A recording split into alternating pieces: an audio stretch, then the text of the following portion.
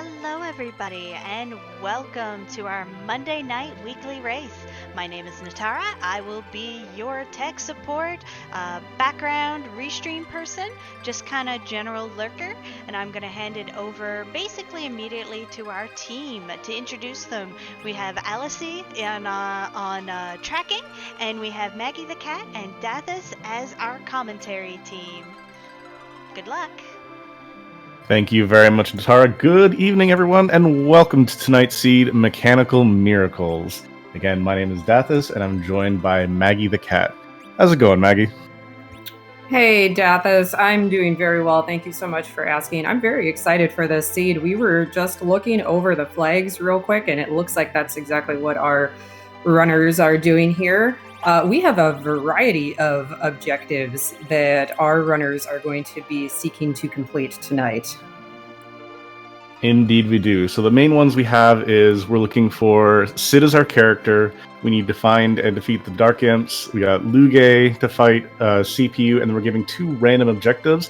Zeromus is not being fought in the seed, so guys don't get to fly your Z flags tonight. However, we do get a Rose to start, and they're off and running with no key items besides Zeus gauntlets right off the hop. So nothing free in Baron, besides a nice set of melee gloves and Porum, so it's a double white mage start. Yeah, double white mage indeed. So they're going to be looking for some bows, possibly some nice staves. And besides all of those added objectives, we also have classic giant percent. So instead of fighting Zeromus, I think the way this is set up is that they actually have to beat the giant of Babel. Now, they don't have to wait to do that until they defeat everything else. They can do that at any time. So once they have the darkness crystal, they can go and do that, but they have to do that at some point. And looking at our 2 random objectives, it looks like they have to I'm going to read them again here now that they're coming up. They have to get they have to go through Cave Magnus, and they have to do the Crystal Sword Altar. So they have to go up to the moon, and then they have to find the Twin Harp. So we do have music required tonight. And in all honesty, that makes me as happy as possible. Everyone loves us a good music seed. We see that the starting characters, the additional character we have is Rydia, guarded by Dark Elf in Baron, as pretty much everyone, aside from Rex, who's a little bit behind on the start, has looted Baron and checked that out. Interesting to see who goes where next. Big thing is they're looking for their next character, the next key items. This is S standard and T standard as well, so that just means that we're going to have a lot of standard loot, nothing super crazy, though we might see some fun items later on, and hopefully some fun J items or fun items in the shop. As I say that, we're finding Antdale, looting the Damsian Castle, finding just some lit arrows and a shield. Nothing else special yet, though.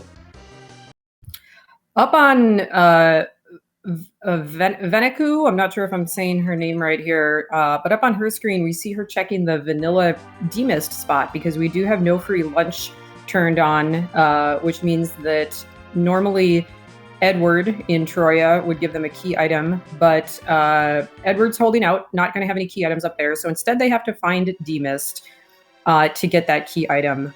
And after defeating Demist, going to go talk to Rydia's mother in Mist Village to get that key item. So besides looking for all the other bosses, they could be looking for Demist as well. Unfortunately, they don't find any of the bosses for the objective that they're looking for, and they don't find Demist. Just finding Waterhag, which is actually really unfortunate, since Waterhag is one of the free bosses that they would like to see in a much harder location. So that's kind of unfortunate that they're finding Waterhag just there in one of the easiest spots. Absolutely, and we're looking down at Zilch doing a little bit of checking Mist for some more loot. Finding Medusa arrows and grabbing some of those, which is really interesting. Not a lot of people like those. One of the lowest damage arrows, the only nice bonus it has is it gives Petrify effect.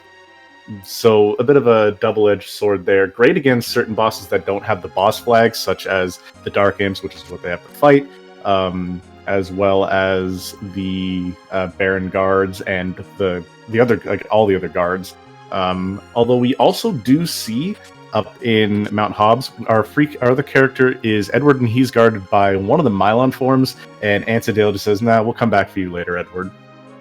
So the spoon flag is on, meaning that Edward can equip the spoon if they find it. So they could have a spoon word if they so choose. That's a pretty easy fight up there.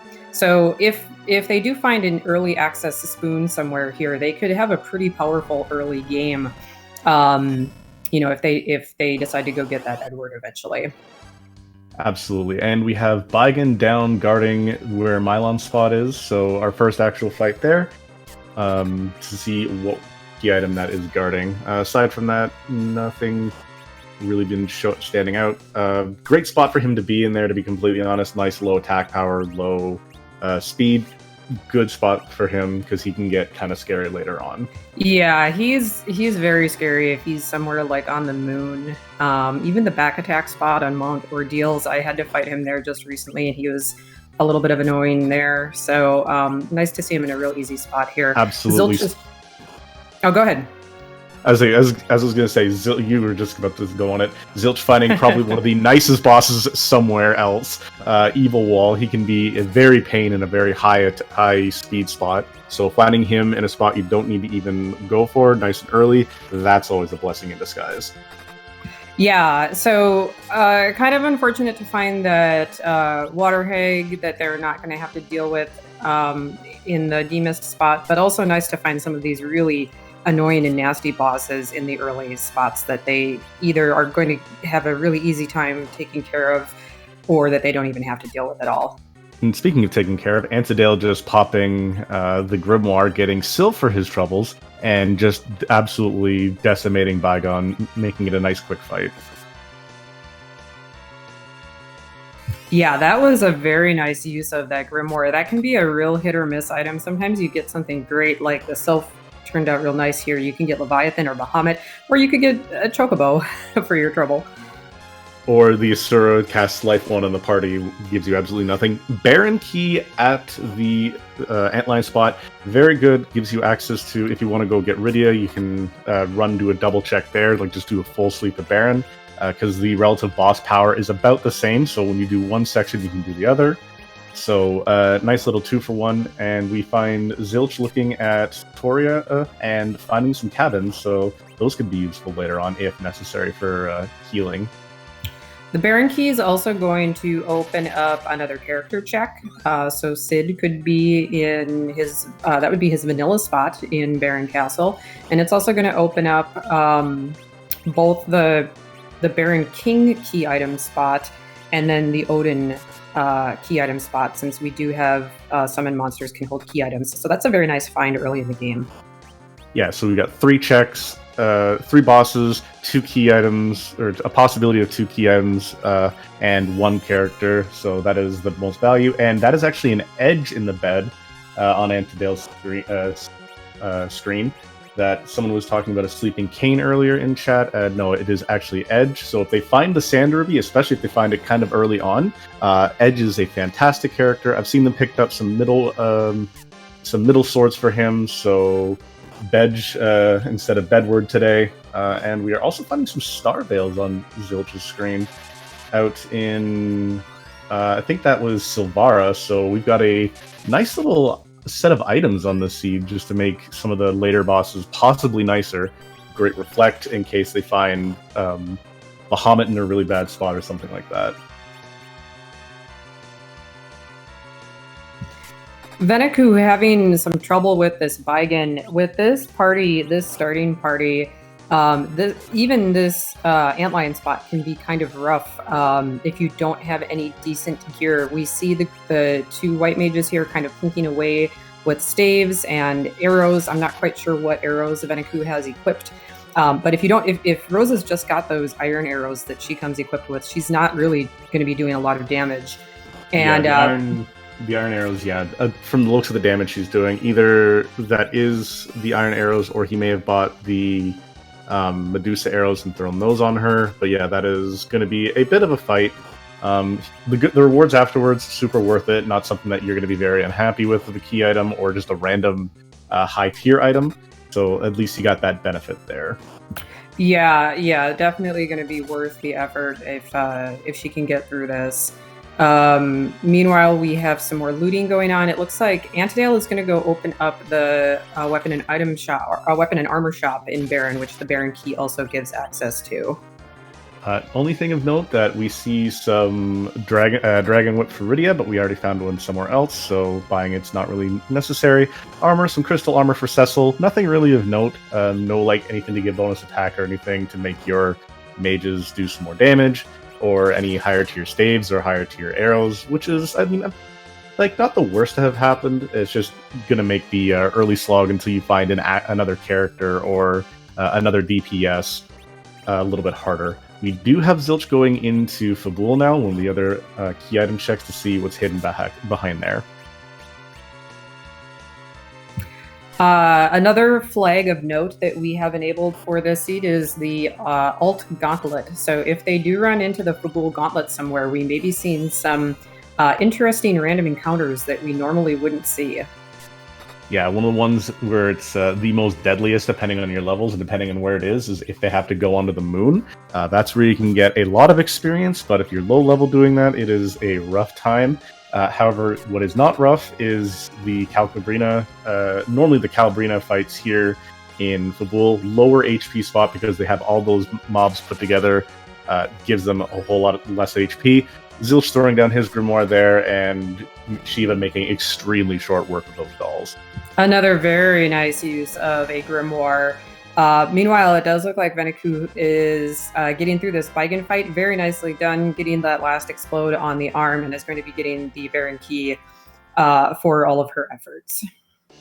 Absolutely, and Zilch showing us what's behind there. Just an Artemis bow. I say just as in it's no key item, but that is going to make Rosa an absolute monster of a DPS, thankfully, which is what they're kind of needing right now. They need someone to put that physical oomph out there, and Rosa with that, and if they can find anything of half-decent arrow-wise, she's going to be a serious force to be reckoned with. Yeah, that's actually a fantastic find for this party at this stage of the game. That's going to carry them through pretty much for the rest of the game, I imagine, since I don't see any of them dismissing Rosa anytime soon. Absolutely not. Finding a Stardust Rod, also a Stardust item, actually, behind the Fabul Castle chest. Not a lot of people generally go there because you generally go to your check here and then leave.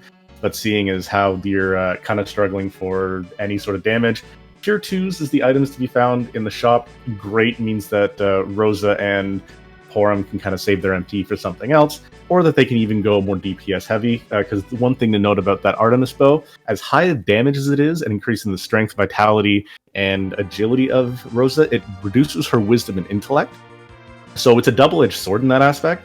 It makes her extremely strong, but it also makes it so that her heals are not as great as what they could be. It's actually a really good, doubly good find for this particular party, because if they have any kind of staff, or even if they don't, they can put that bow on Rosa, and with Porum also in the party, they can make Porum their actual healer, at least until they find, if they get someone else later on who they want to replace Porum with. If they don't want two white mages. But with two white mages in the meantime, one of them can be their DPS and one of them can be their healer. Indeed, and if they really want, with that silence staff, not exactly the most offensive staff in the world, there is the glitch. If you go for put a bow on someone and then take it off, they get the back row glitch, meaning they get the accuracy of having being in the front rows if they're in the back row with bows. So there's that nice little bonus too. So Porum can kind of beat things over the head with a staff. So that's at least another bit of extra damage while we see Zilch going for that Edward, and it is Mylon Z, thankfully, probably one of the easier of the two fights. So it's only the one body to deal with as opposed to the 5 to contest with no counter lightnings. Yeah, and with no real way to do AoE damage, the Mylon Z is definitely easier. We also saw that Rosa with that Artemis bow and whatever arrows she has did almost 700 damage. Mylon Z has an interesting little gimmick to him that he's actually considered flying, and that was to make him immune to the Quake spell. So he's immune to Quake, but that also, interesting enough, makes him vulnerable to arrows and spear attacks. So Rosa or anybody with a bow and arrow, and then Kane with spears does Absolutely. And a nice little bonus about that, too, is he's not only flying, he's also undead. So they don't even really need to attack with anyone. All they need to do is throw those Cure 2s that Zilch stocked up on and saves you having to do any damage, whereas the Cure 2s did about like 400 or 500 damage right off the hop. With an Edward at level 1 with just that bare amount of attack makes him do a sustainable amount of damage, because he is pretty slow at this point, but again, most bosses aren't going to be going much faster than them. Absolutely going to be just destroying, and it did destroy him, as we see Zilch going down into Antlion to give a quick little visit to Vigan, while Veneku, she is running through that Fabul doll fight. So we got a little bit of overlap going on here. Places that they could still go that we haven't seen. Of course, there's Baron. We've got multiple checks there. And then there's also Mount Ordeals. It'll be interesting to see if anyone decides to go there, since we don't have any of the characters that really benefit from Mount Ordeals, like Cecil or a Fusoya or a Tella. But there are 3 bosses up there, as well as the potential key item that it can grant.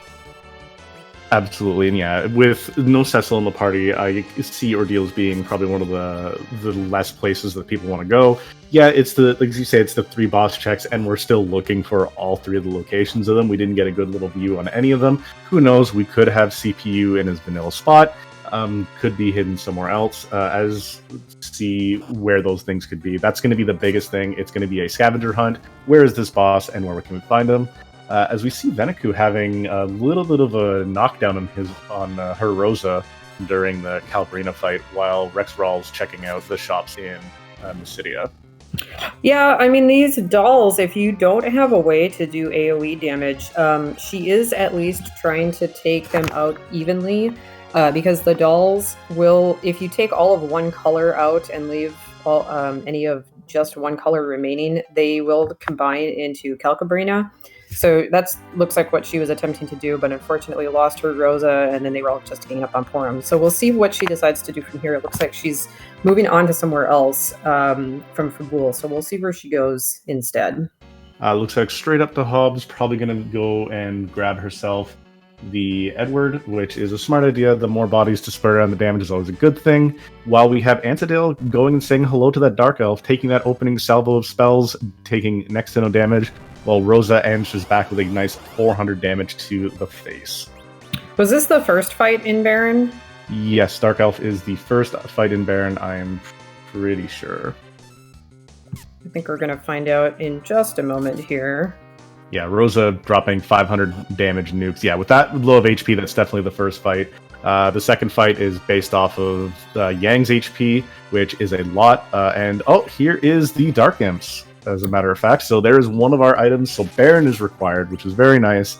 Gets you that the Rydia as well. If you can get her some of the summons, which I think we've seen Sylph so far, which is great for healing. Does damage, heals you up, so you don't even have to worry about that. Although that Dark Imp spot, the biggest problem there is that Yang spot has a lot of HP as you watch Porum, take one hit and go down. And Rosa, she managed to take a couple of smacks, goes down as well. That is the big downfall about there. The ways you can mitigate that, though, is if your white mages have size, they can shrink them down. They only do 1 damage. You don't have to worry about it, but I'm pretty sure none of our runners are at the level where they can cast that spell. Ooh, Zilch got a really nice hit on that Dark Imp with a Medusa arrow and insta-killed it by turning it to stone. Those arrows, I've been told at least that they're kind of based on levels. So, he just got it again though. So he's getting very fortunate. Go 3 for 3? There's a 3 for 3. Wow, very, very nicely done on Zilch's screen there. Getting rewarded with a Rydia, and we're about to find out what key item. Power shirt, which is not a bad thing. Again, with the way this Rose has been getting equipment, there was the karate in Fabul, so that shirt was there. But the power shirt is fantastic to be picking up at this time. And the nice thing is having your characters dead for that second fight, not a big deal. That fight doesn't give any XP whatsoever. That is basically Zerg it down till it's gone. And that's what Zilch did. Got very lucky with those petrifies, rewarded with Iridia. And if he can, if he gets some XP on her, then he's looking at a very, very strong collar. Also still has the Dragon Whip, so he could put the power shirt on her as well. You got your ladies in the back row doing a lot of damage physically. Not exactly who you would normally see with that kind of power, but absolutely doing a fantastic job being able to throw out some DPS. Yeah, the nice thing about the power robe is that anyone can use it. So the girls can use it. Edward can use it if they find the spoon. So pretty nice find for not being a key item. Up on Rex's screen, Rex has decided to climb Mount Ordeals. He finds not a required fight, but a free fight. This is the King and Queen of Eblan. This is a completely free fight for him. He just has to wait for them to cast a few fire spells, and they will then just go away, disappear, and give him some free XP. Absolutely. The only problem is they do have a little bit of magic, of high magic. So as you can see, aside from Rosa, who takes next to no damage, Porum was taking a little bit from the fire too. 80 damage, not so great, but it does add up if he gets a couple of those off.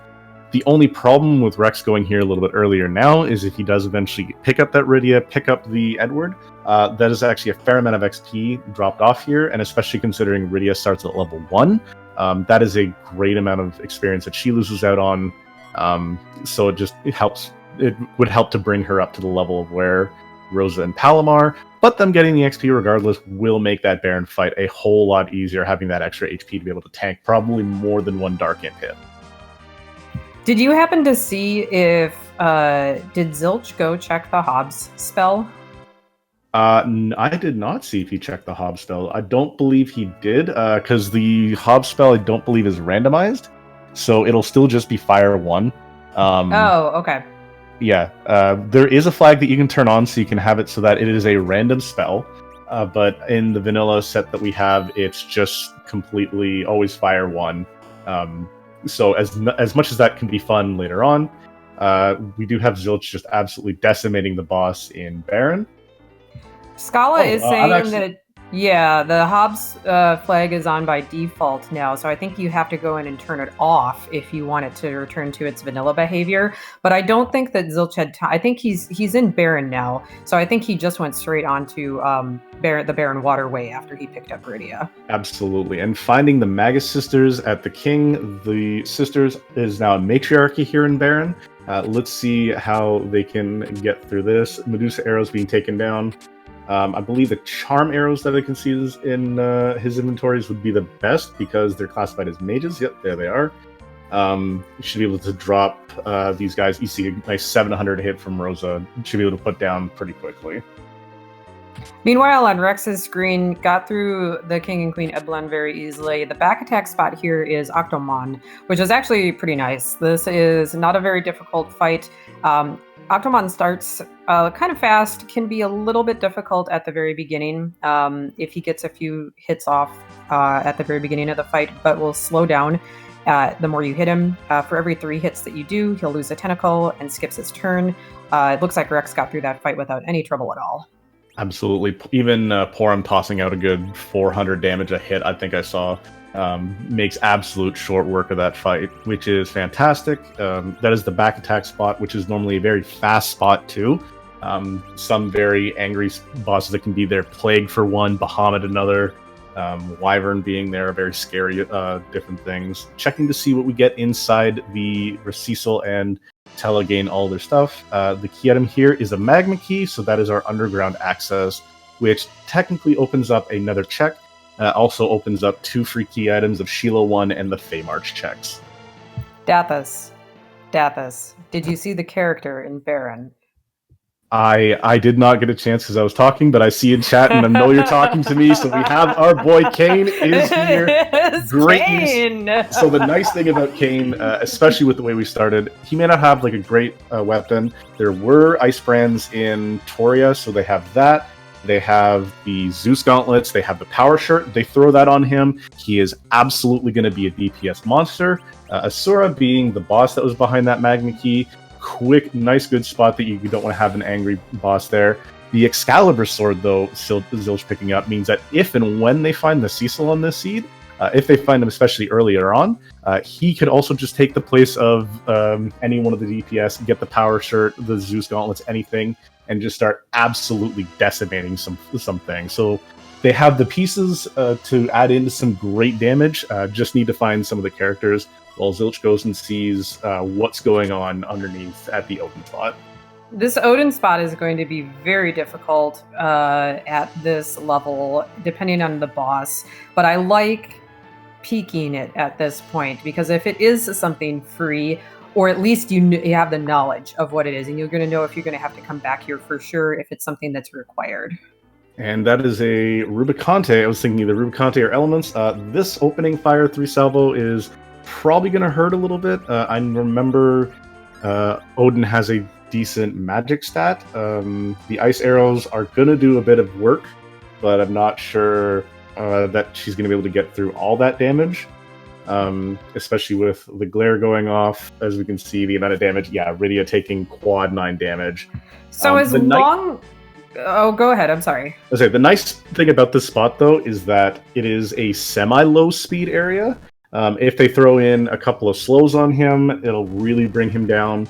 The Rune Axe going on to Kayn right now going to make a big difference. But yeah, Ruby is going to hit like a truck. So the only thing here is Zilch might be able to get through this. The only thing that Ruby is going to do is that glare that we saw, and then a punch when his cape is closed, as long as Zilch doesn't attack. If Zilch uses the attack command, then Ruby will counter with Fire 2. And then that will probably wipe him. But Rosa using aim, using items, having Kayn jump, all of those don't count as the actual attack, so he's not gonna get the counter attack Fire 2. That is very true, and that does make a big difference on certain things. We're going to put that comment on hold, though, because we do have Rex going underground, and he's validating the seed. We have a parole officer for our job dwarf tonight. Very nice. Of course, Rex checking that job dwarf. That is Rex's favorite NPC in the game. Rex, I think, is the first one underground. Yeah, I think he's the only one who's got the Magma Key at this point, so... Yeah, Rex was the only one. Antidale's grabbing his now. Veneku on the way up there. Zilch did not go and get the Magma Key, decided to full clear Baron instead, which is kind of working out for him. Going to get him a lot of experience from this Rubicante, going to make a lot of fights further on. Very trivial by comparison for getting all this XP. And yeah, Rubicante is actually not one of the only bosses like that. Pale Dim is another one where he counters physical attack command with slow. But again, if you use jump, if you use power, if you use aim, stuff like that, those all the exact same thing. Anything that counters physical attacks are the same thing. Anyone that has that flag in the game. Looks like Antidale got through ordeals and picked up the Magma Key, and Veneku is right behind. Meanwhile, Rex is clearing out Fey March. Looks like is about to get the free key item that is available in the chest down here. So we're gonna get a look at that. And it's the hook. So that is a key item. That's very nice. It's gonna open up the Eblin area and allow them to turn in the rat tail and the pink tail if they ever find it. Almost more importantly, though, he finds sirens available in the item shop down here. Absolutely. Going to make it so that he's going to have a fair amount of XP for when he does go to the giant, so he can just run right through that. The nice thing is with the accessibility of the hook, like you said, that's another character. That's 2 more boss checks. He's going to be able to see 1 right away when he goes to check the character.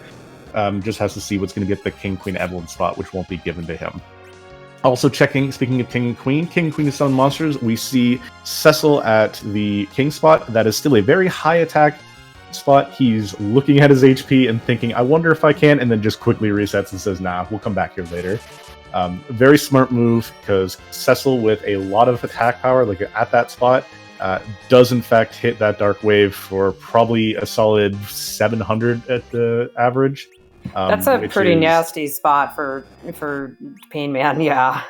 Hit there, and actually the most interesting one that has the most painful, one of the more painful spots is King Queen Evelyn. They have a high attack power by comparison, as well as the dolls. They can hit for easy thousands in those locations. So if you don't have like a high HP person like Sid or Yang or something like that, those spots can be very bad spots.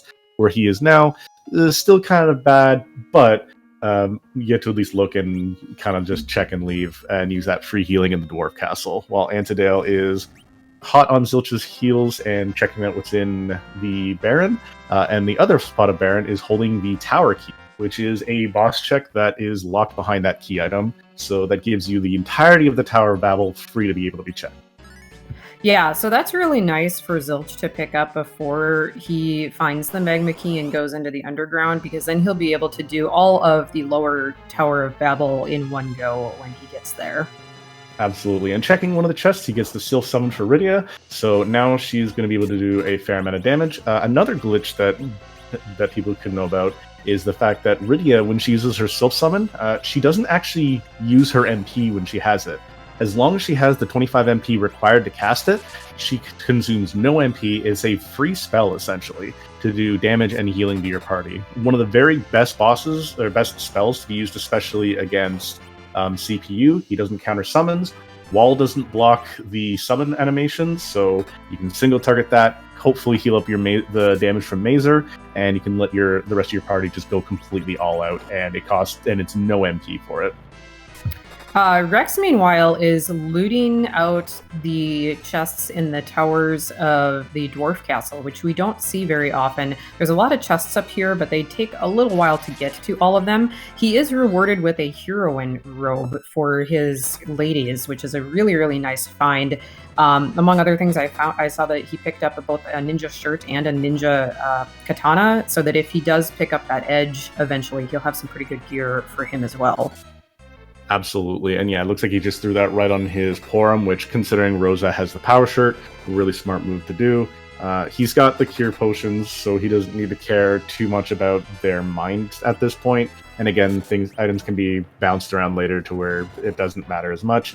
We do see Venaku doing the two bosses on Ordeals, as Antidale is taking down the Magus Sisters at the town of Baron, while Zilch is right on Venaku's heels, also going to be going up to grab the Baron key, the Magma Key from the top of Ordeals. Yeah, I think Zilch is about out of checks. I think he's done everything else on the overworld, including that Odin spot. So he has to know that this is going to lead to something. Either this is his underground access, or it's going to lead to his underground access.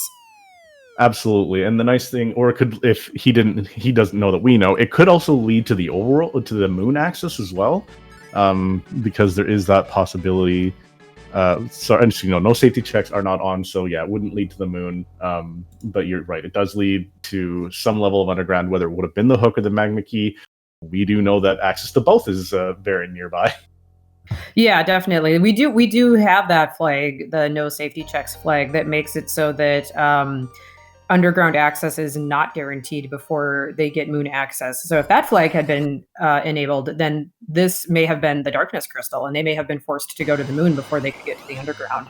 And that's a fun flag to play with if you want a little bit more of a challenge, but that's not on tonight. So they knew that they were going to have some way to get to the underground, either before or at the same time as they were going to find their darkness crystal. Absolutely. And Venaku throwing some Thor Rages at Asura, going to be making short work of it, especially with a 700 damage Silence Rod, because Asura is classified as a mage, and the Silence Rod and the Charm Arrows do 4 times damage to her. So even though she does have a lot of cure spells, a couple of quick hits and she's going to be put down for a quick nap. And Venaku will also be rewarded with her Magma Key. Rex is coming back up to the overworld to clear up some checks. He, being the first one to find the magma key, he was the first one underground, but he had skipped some of these checks that our other runners had done. So he's getting to his dark imps now and going to be rewarded with the Iridia and I think this was a power shirt. Making nice use of the hold spell, which you don't see used very often. But using that to stop the dark imps from just annihilating the 2 white mages, which we saw on some of our other runners' screens earlier. Absolutely. That little bit extra XP and a little extra gear paying off in spades, as instead of Rosa doing the damage, you see Forum just smashing face with those arrows.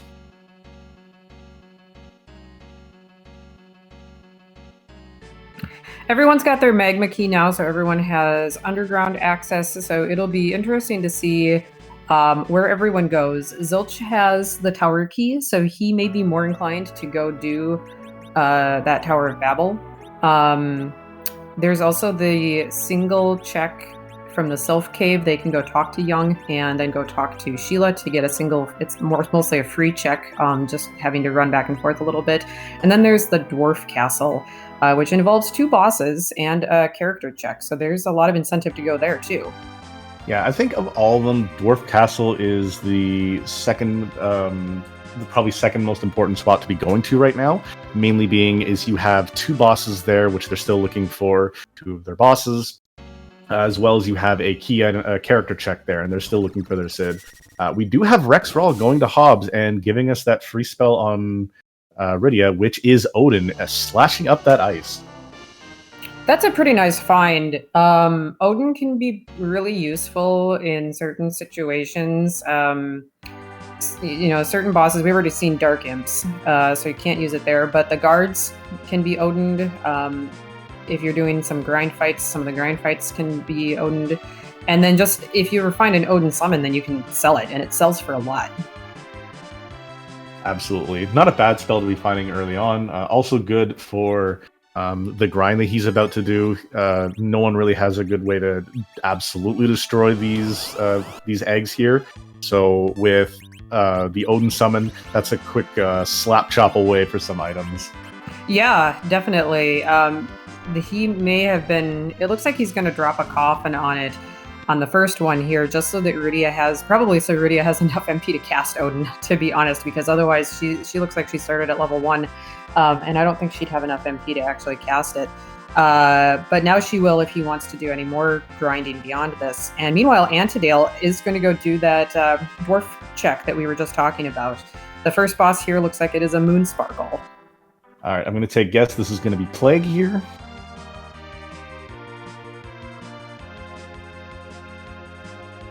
All right, good guess here. Nice. One of my least favorite bosses, just in general. As you know, it does the countdown. So what you have to do is two main ways you can go about this fight. One, beat it before the countdown finishes, or suicide one of your characters, res them up, and then have them refresh that count. But with the amount of damage that Rose is doing, I am fully confident that Antidale does not need to do suicide strats. Yeah, that Rosa, wow. The nice thing is flying, arrows, yes. Rosa with a power shirt, that aim. And this is why I still have her contested as pure waifu status. The amount of damage she can do with some of the items out there, Rydia throwing out a Sylph as well. The damage that this team has is fairly high. Kane still being at a starting level, this is going to get him a nice little bonus for the next round. Even Rydia, throwing down a solid 1,000 damage is nothing really to be scoffing at. Yeah, this first spot here does have quite a bit of hit points. I don't know. Ooh, and his party starts dropping. We'll see. Oh, that Rosa manages to get through it with just her and Porum alive, so they do get quite a bit of XP. Unfortunately, the others are going to miss out on it, but just with the clench, it manages to get through it. Absolutely. And we see Rex is going into the same fight. He is running the suicide strats, though. So he kills off his Rydia, solid 300 damage, but the important thing of getting that life timer reset. With his Forum doing a solid 2k damage as well. Gonna be nice and easy. Time gonna be refreshed. Everyone's gonna get the XP. The second fight, as we see on Antidale's scene, though, is the adjusted gauntlet. So we do have that, and we have our Quake Kid behind that. So the gauntlet with the Quake Kid, that is going to be a lot of experience for that Palom. He and Kane are going to be just shot up in experience. Edward's going to enjoy a little bit of that too, as if they can survive these tortoises hitting him like a truck. And we also have Zilch as well, validating, checking our parole officer character. Yeah, this alt gauntlet, I think Rose is going to be fine, and I think she might even be able to solo this if she's got the right gear for it. But keeping everybody else alive is going to be the question mark here. Some of these monsters are going to hit pretty hard, and depending on what kind of arrows she has, I hope that they've got enough arrows for her to last all 6 of these fights. Absolutely, and that's the big thing. It's now a matter of how much damage can you do. We see some more Dark Imps. Thankfully, these aren't the ones with the boss amount of HP, or else that would absolutely suck. So these ones are going to be nice and easy. We see them still hit Porum a little bit hard, but we just need to, as long as, again, Rosa can get through it, which the amount of gear that she has on, 100% she'll be able to just handle it on their own. As we see, Zilch and Venaku are tailing at Rex's and Antidale's feet. Our runners are all converging on Dwarf Castle. Rex is showing off the utility of that Odin summon that he picked up by utilizing it to take out some of these fights here in this alt gauntlet. That's a very nice use of that summon.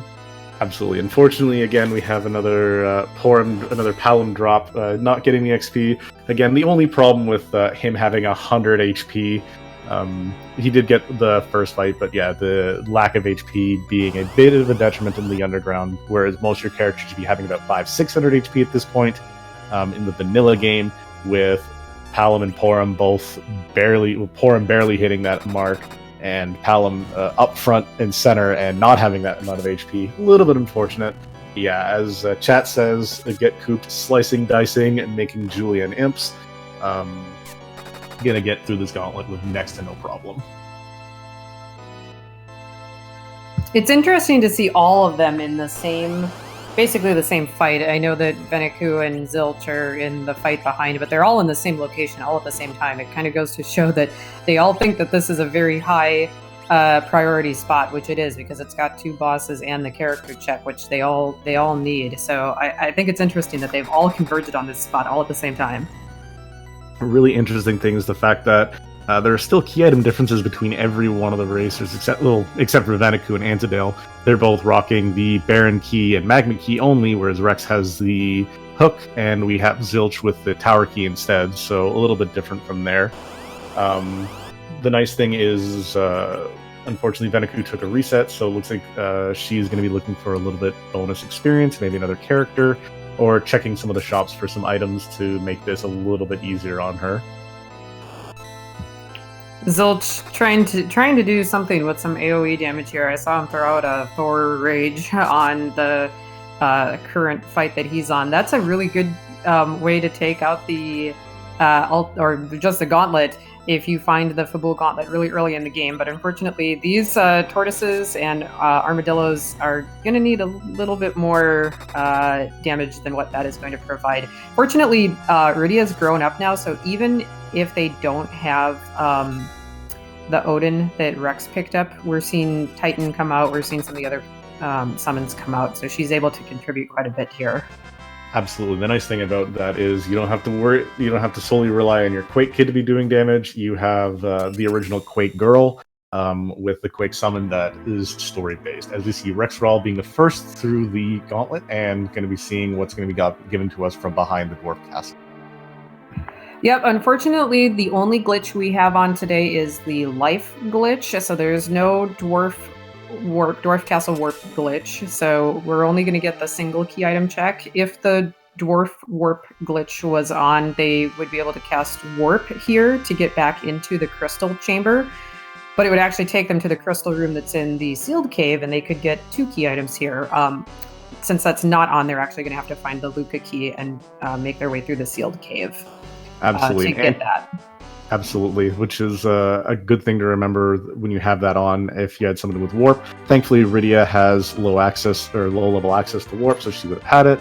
Antidale getting his way through the last bit of the gauntlet, thankfully gets his way through and still has Rosa up, taking next to no damage. Again, that power shirt doing a whole lot of damage reduction, being a high tier item. And from what I'm seeing is there is a twin harp from there, so Dwarf Castle is required and gives you access to another objective, which Rexral is just bolting right for. Yeah, absolutely. This twin harp is required. It's one of their objectives, and it could lead potentially to another key item. Or a boss that they need. This could be a key item that they need, like the Darkness Crystal, or it could be both. So this is definitely a very nice find for anyone who is going through this dwarf castle. Absolutely. The only unfortunate thing for us and for those of you who are watching on stream, everyone's running towards it at the same time, so we don't get to stagger that music. We're going to be listening to Antidale and Rexral basically one right after the other, though we do have Zilch a little bit behind in Venick, who is looting Baron right now, so we do have the option for them to be doing it a little bit later. We just don't have 4 instances. We'll most likely have the 3. As opposed to all around. Though finding a Dragoon helmet there for Kane means he's going to be taking next to no elemental damage. So that's a nice little pickup randomly in the chest.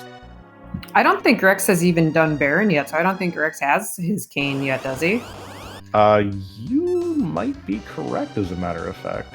But hopefully he doesn't have his Kane yet, so that is a thing. Hopefully he hangs on to that Dragoon helm and whatever else he's got for Kane, because he'll go through Baron eventually looking for characters. Absolutely. Again, because Baron is they got the key quickly. They've done the Underground Gauntlet, which is a higher HP or higher tier area than the Baron Castle. Baron Castle, again, 2 bosses, possible 3 if you want to fight that one. However, what we're going to do is we're going to be a little quiet while you guys get to listen to the music.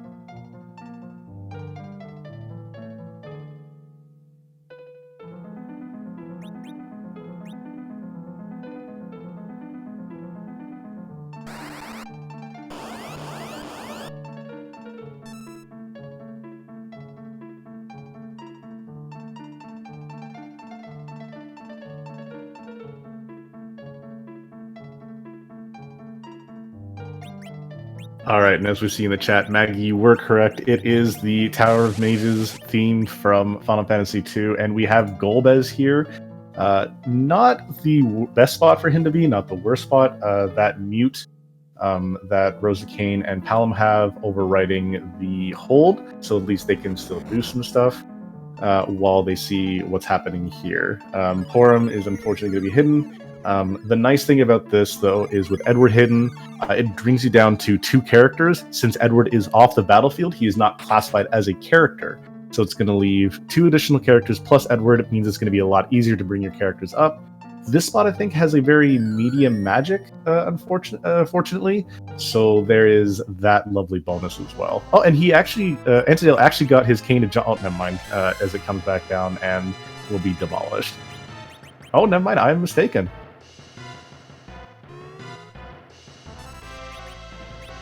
Antidale set that up really nicely, managing to have his entire party alive as the Shadow Dragon is retreating here. Yeah, the only problem is getting that reflect set up, because the spells here can still hurt. Virus is still Virus, Lit 3 is still Lit 3, so the only problem is whether the spells are going to be, and if he's going to wall, or what strat he's going to go through here. as we have Rex doing just a straight up berserk strat with Porum. He does throw the Star Veil on Rosa as well, just to make sure that at least he has one healer fully up no matter what. Oh yeah, those spells are doing some pretty massive damage, but it looks like both Rex and Antidale have managed to get Star Veils up on some of their characters now, so they both should be fine. Meanwhile, I think Zilch is right behind them in the first part of the Dark Elf fight here, and Veneku is clearing up. I think she's in Baron. Yeah, it looks like she's fighting the Magus sisters in the Baron King spot. Absolutely. So the plus and minus here is the fact that the Golbez himself has a very high magic defense and a very medium magic attack. So it will hurt the characters a whole lot, but it does not hurt Golbez anywhere near as much because of the simple fact of how high the magic defense is.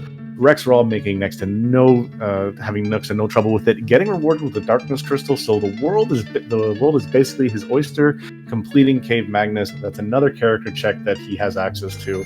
And with his Porum, with Exit, he doesn't have to wait to clear Tower of Zot like Rosa normally would, because that's actually where she gets hers, is through the story. Yeah, so we have got a required Dwarf Castle that leads to a required Cave Magnus that leads to a required Darkness Crystal. So we've got quite a chain there. And now they've got a real treasure hunt on their hands. Do they keep clearing out the underground? Or do they go up to a slightly more item and boss dense checks on the moon? Yeah, this is where I think we're going to see a little bit of a divergence, is because we still have the entirety of the underworld. Zilch is the only one I think would be going in the underworld, considering he has the tower key. So that gives him access to, as you said, the entire of the Tower of Babel. You still have the top half of the Tower of Babel that we haven't checked the character with the hook there. Haven't checked the two bosses that are there. So that's again one boss, two bosses, one characters. We still have the moon itself, which is one character. You can at least peek Bahamut and check to see what's there. If it's not a required boss, you can leave that place alone, which is a nice little bonus. There's also then the entirety of the lunar subterrane, which I don't think anyone's really going to be going to at this time because they're still very under-leveled. But I think it's going to be check for the character, check Bahamut, see if anything's there, because it's a nice couple of free checks right there. Maybe head back to the underground, do King Queen summons aren't necessary, but the top of Babel and then the bottom of Babel are places that we have as unknowns right now. But speaking of things that we do know, Veneku is going to be tearing through that Baron fight, going to get herself the Rydia, while we have Antidale getting his Darkness Crystal. Yeah, and while they are definitely going to be prioritizing bosses, checking bosses at this point, because they don't technically need to find any more key items. They've already got their harp and now their Darkness Crystal, which is what's needed to get the rest of their objectives. They may still need a key item to get some of their other objectives. Like if they need an Earth Crystal in order to open up Zot to get the characters in order to find Sid, they may still need to fight a boss in a spot that they normally wouldn't have to fight just to get that Earth Crystal. So even though they could peek Bahamut and see, it's Leviathan, and they may not have to fight Leviathan, but they may still have to fight that spot to get the Earth Crystal. That is very true, Maggie. And the nice thing is, though, is at least they have that foreknowledge of like, okay, I know that's where this boss is. I can handle this later, or I can prepare for it. Or the big thing is they just want to find out. Rexroll is our first person on the moon, and he is going to see what character we have sitting in Fusoya's spot. Do we have Vanilla, or do we have somebody new? And it is, I'm going to say French Vanilla here, because we have another old man instead in Tella.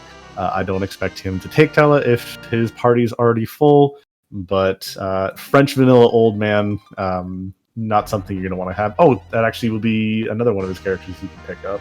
Yeah, his party actually was not full, so he is going to be taking that Tella, whether he wants to or not. And he can always replace him, but Tella's not a bad find. He's done ordeals, so Tella's at full power, and if he decides to do D-Machine grind, Tella's got weak. He can go do that. He's got some utility. Absolutely, and I think he was one of the ones who he went down to the land of summon monsters, so he does still have those sirens, so he has that as an option for a grind as well. He does still have the Baron Castle to go through, as we know, because he does not have that cane. So there's that option as well. He still has a whole lot of checks. Antidil getting that free hook that we saw earlier, gonna be checking the shop, maybe picking up some sirens for himself as well. At this point, with the characters he has, probably not a bad idea. You have a lot of mages, you have a Kane, and you have an Edward, where if you find, again, that spoon flag being on, we find one of those, and if we say maybe find the pink tails soon, Adamant Spoonward is going to be a lot of damage being put out. We see Rex coming right back down to the blue planet after checking the character, so it looks like he is going to be doing some more checks down here, maybe in the underground, before deciding to dive Moon. Now that we know that it looks like he might be checking the character in Eblan. Nobody's checked that character yet, and he does have the hook. So that's another good play now that he knows that the Moon character is not his Sid. Absolutely. Both the character, and as I said, there's the free boss you get to peek. If he commits to the entirety of the underground, that could again just be, there's no key item in the top half of Babel. All it does is unlock the Falcon. If you want to use that airship instead, though it doesn't really matter. The nice thing is that he still is going to be given access to 2 additional bosses and again, the free character. So we're still looking for our Sid. We're still looking for the Luge and CPU fights, which are the big ones there. And depending on where that CPU is, can be a nice easy fight or can be a very, very fight. Yeah, and if this character that Rex is about to find is not Sid, then it means that they're either going to have to go through the Giant to check the character at the end of Giant, or they're going to have to find another key item to unlock another character. So they're going to have to find either the package or the Earth Crystal. I think that's all that's left that nobody has checked yet for characters. Actually, Maggie, because we have Giant percent on, there is no character behind the Giant. Oh, you're so right. Because of that, if it is not in Eblan, then it is going to be behind the package or it is going to be at Tower of Zot. So we have 3 character checks that we have not known yet. The ones we haven't seen Cecil, we haven't seen Fu, and we haven't seen Sid. So the 3 ones that we are missing are the 3 checks that we need to know are those 3 characters. So there's so we got a half decent chance, basically a 50-50 here, or 66% chance. I don't know. Someone check and do the math better than I can. Of what the odds are we're going to have a Sid here by comparison to him at Tower of Zot or at the package. Well, I guess it's 1 in 4 with 3, or 1 of 4 characters with 3 spots left. Got it. Okay. Yeah, I don't know how to do that math, so I'm taking your word for it. Meanwhile, Zilch is peeking the character in Cave Bahamut, like we were just talking about, and it's not technically a required boss, but it is Demist. And we talked about this much earlier on, that Demist could have a key item, so that is still very good knowledge, and there's a good chance that they're still going to want to defeat that Demist to turn in the key item check. Absolutely. We do see the character underground is the other old man, so Rex is probably going to be trading one old man for another old man. Yeah, and as said in chat by Ralphian, I'm saying the exact same thing. Demist at Bahamut. So some things a lot of people might not know. The stats on the moon, you may think would go from, be balanced based on what the bosses are.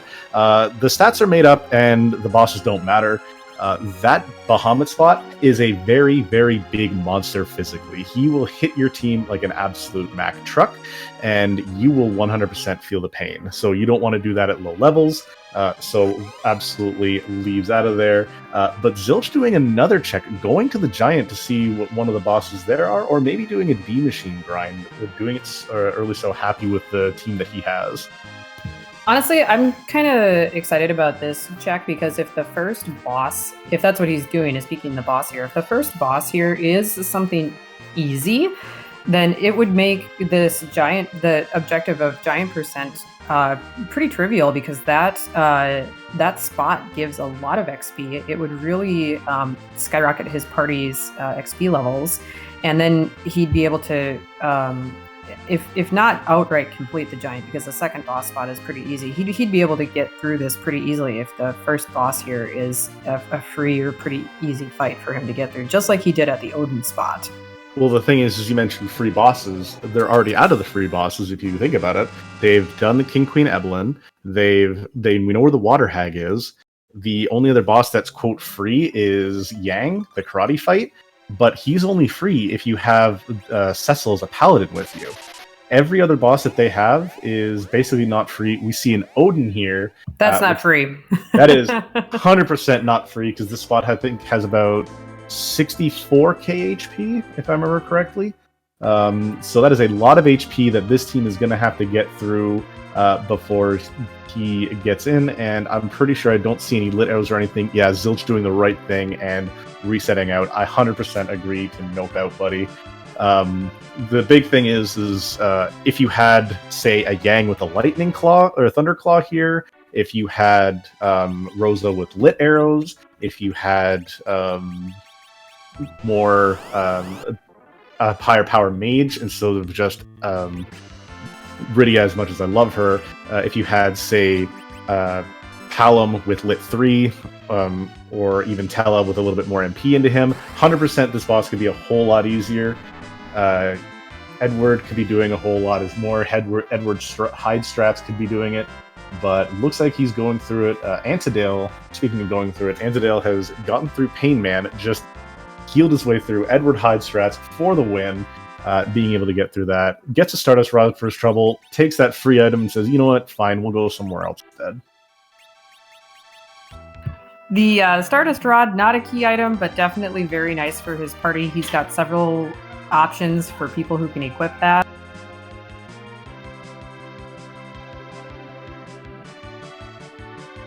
Absolutely, and Zilch making another attempt, changing up where his party was set. Like, not having Tell as that anchor is a good idea, but is still getting absolutely bopped by the Odin auto attacks. Kane, the only one with Blink on, hopefully going to be trying to jump through the auto attacks, because there is the thing where if you dodge the two Zantazukins, and then when he raises his blade the third time, hit him with any lightning attack, it's an auto KO. But as we see, misses the timing. Kane is still alive, though, barely taking his full HP with the hits. I am healed up. Duly impressed by Kane surviving that. That apparently is, I think that's based on magic attack. Is Odin's ability here is based on the magic attack, so it must not have like a super high magic attack for Kane to survive that. Which is interesting, considering this is the vanilla element spot, so there's the fact of the simple matter that Rubiconte's there. I remember him hitting like a truck. It could be based off of Mylon stats, meaning that's why he's hitting hard, but doesn't need a whole heck of a lot of magic.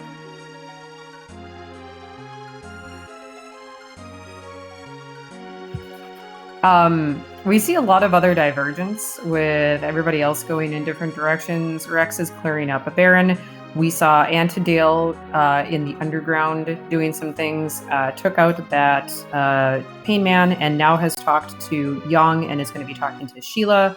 Veneku is clearing up the Dwarf Castle. So I like all the divergence. Everybody's going in different directions. It's always fun to see that when there's so many different places for people to be going.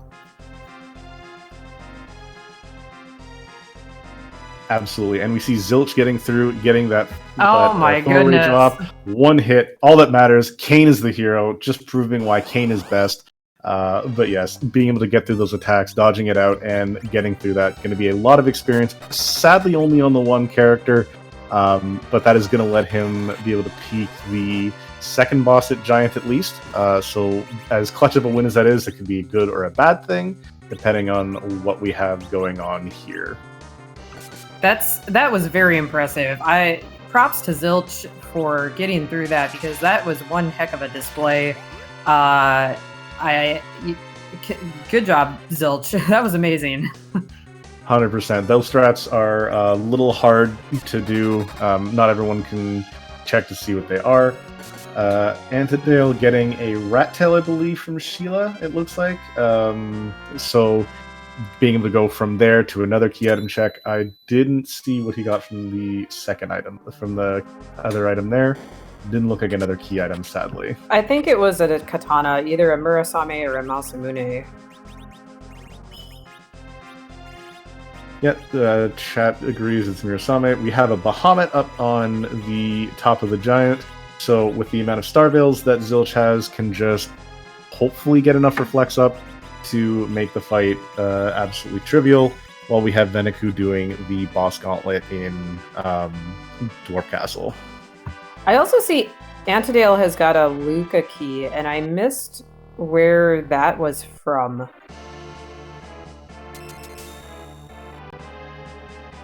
Absolutely, I did as well.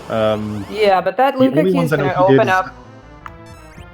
I know he bounced into. I don't know he bounced into the underground. It could have been from. Oh, Luca was from the guards.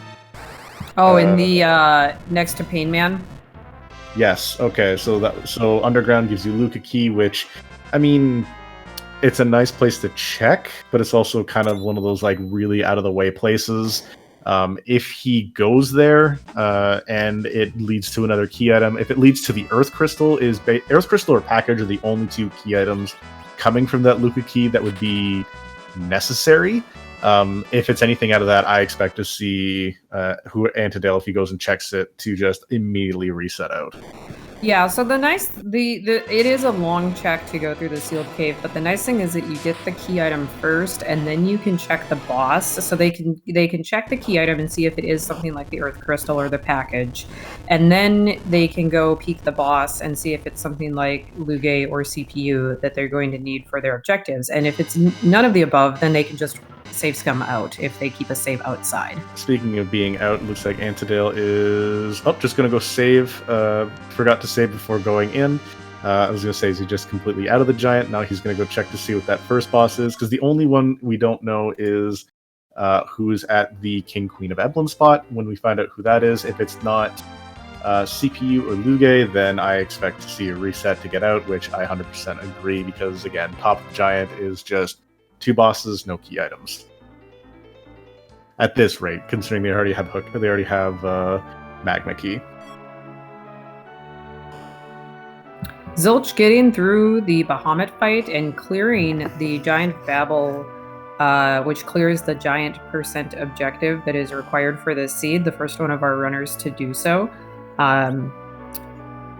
So that is one less objective for him to have to deal with later on.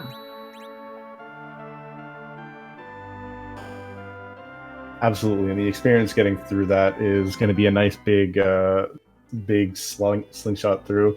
And yeah, chat reminding us that Antidale's going to find out that it was just regular Mylon, because we already found Mylon Z. So I expect to see Fusoya just piece out of there really quick. Zilch dropping back down into the big whale without an extra character, since that giant % objective was on. Not going to get that character, as Dathis pointed out earlier, but did get the objective complete. Now we'll see where he decides to go, if he's going to utilize that tower key that he's been hanging on to, or if he's going to maybe do something on the moon instead. Yeah, because right now it seems like the moon's haunted, from everything we know. All we need to know is what looks like he's doing is, going towards the... Oh, never mind, going towards the summon monsters. So we are still looking for the other key item, because we still need to find the Earth Crystal and the package, which are our last 2 character checks. So that's the big thing, is where are those items. Rex opting to do what looks like a little bit of scrambled egg. I think I saw him use 1 siren, and then is now going. Where Zilch is going to be headed to summon monsters, maybe fight Pain Man, maybe take care of the Baron guards as well, because again, that's a nice easy fight, especially if you have a coffin or 2. And with the life glitch on in that spot, that is going to be a lot of experience. Looks like this is actually Zilch's first dive into the Fey March. So he's picking up that hook, checking the shop, getting sirens for the first time, and going to be peeking the bosses for the first time. We'll see if he feels comfortable enough to take on that Pain Man or those guards that we know are sitting down here. Absolutely. Again, the big thing is what his items are. We see Antidale is going up into dealing with the giant himself. Curious to see if we have a little bit of a different strat that he's going to be doing to deal with both the Odin and then Bahamut. Enough Star Veils and Bahamut has never been an issue, but you never know what's going to be happening. Venaku finishing up the alt gauntlet that she is in, and Rex is also down in the Fey March. He had gotten that hook quite a while ago, so he must be down here planning on taking out the two bosses that we know are sitting down here. And we know that it's a Luca key, so we'll see if any of our runners decide to utilize that and peek the item and the boss that are in the sealed cave anytime soon. Absolutely. Again, the big things are when they feel comfortable with their stats. Zilch going after the guards first. Going to be a nice, easy fight. If he breaks that fatal, or if he's just going to stone them all to death. Again, they don't have the boss bit, so while they are in a boss location, they do not have they have the ability to be petrified, death, stopped, as we see Rex Rawl using an hourglass too. So what looks like he's going to be doing is the majority of the XP, by the way, is actually on that officer in the back. So we have Quake Kid doing a good little Quake to take care of things. Not going to be utilizing the life glitch, but just going to be putting them in the dirt. Yeah, I saw Rex had picked up had several hourglasses, so he must have picked up a stack of them. They may have been on the moon. I missed that, but I know he checked the shop up there. But if he did, that's a really nice find, because with the rebalancing of the shops since the beta came out, some of those J items like hourglasses and Bacchus wines are pretty hard to come by and also pretty expensive. So if you can find any of them in the early game in a chest, or find a shop that sells them, those are really, really nice finds. Absolutely, and we see Antidale running around. He is looking to find out which encounter spot he is on, so he can do the grind for D Machine, which is probably one of the better grinds, especially with that Fustoya on his team. Gonna get him a good amount of experience. Unfortunately, Rex are all taking a quick dirt nap to the Dark Knight Cecil. Again, that is a very powerful spot for him to be in. It is not one you take lightly. While Zilch is going up the tower. Yeah, that Pain Man there was doing like 900 to 1100-ish damage. Oh, and unfortunately he didn't save after getting the Luca key. That's really unfortunate. Antidale was able to take out Dark Knight Cecil when he went down there because he had that Edward, and Edward was able to hide through the dark waves. Rex, unfortunately, does not have an Edward on his team, so if he wants to defeat that Dark Knight Cecil, he's going to have to survive 3 of those high-powered dark waves. Absolutely, and we see Zilch going into the tower key boss fight, and it is just a Cagnazzo, low HP here, so a couple of arrows gonna put him down. Turtle working the cannons, and going to be destroyed. No Blastoise here for you, my friend. Really nice to find Cagnazzo in a spot like that, since he's another one of those really annoying, can potentially be very difficult bosses. If he's in a higher power spot. So nice to find him in a really low HP, low power spot there. Yeah, in a spot where if he find him early with the low HP spot, though, and if you don't have any way of dealing with that lightning, is a very bad spot for you to be in. Because if you don't do your timing properly, you can actually hit him with lightning, and he will already have Big Wave queued up. So you'll be taking that Big Wave attack regardless. It looks like Antidale has found his grind fight, so he's setting it up now. So you have to find a searcher, and there's a chart that's available online that shows you like the right steps to take. And if you if you do it right, then you'll know you're in the right fight. And after you defeat everything else, you hit the searcher once, and then it summons a D machine, as we see it here. And the D machines can be weakened with the weak spell, which is why you need either Fusoria or Tella for this strategy to be viable. And then after you weaken them and then hit them once, you can use a life glitch on them to get the double XP. And you can do that as many times as you want. Usually, 3 or 4 is sufficient, depending on if you have the double XP on or not. Absolutely, and we see Zilch dealing with a different type of dragon, or more just another serpent. Top of tower had another moon boss, which is Ogopogo. Boss with enough melees, again, doesn't matter. Does counter magic and does counter summons, so if you are a very mage-heavy team, it is very punishing with that flame. But aside from that, in this spot up here, with the Luge spot, just a big old punching bag that hits you fairly decently. Big Wave, exactly like Leviathan's, HP percentage based, so it doesn't matter what your HP is or not. All that matters is that you heal up the amount that it does between those big waves, and the boss is something that you can easily handle. It's not too strenuous, better to find obviously in the lower spots, but still fantastic.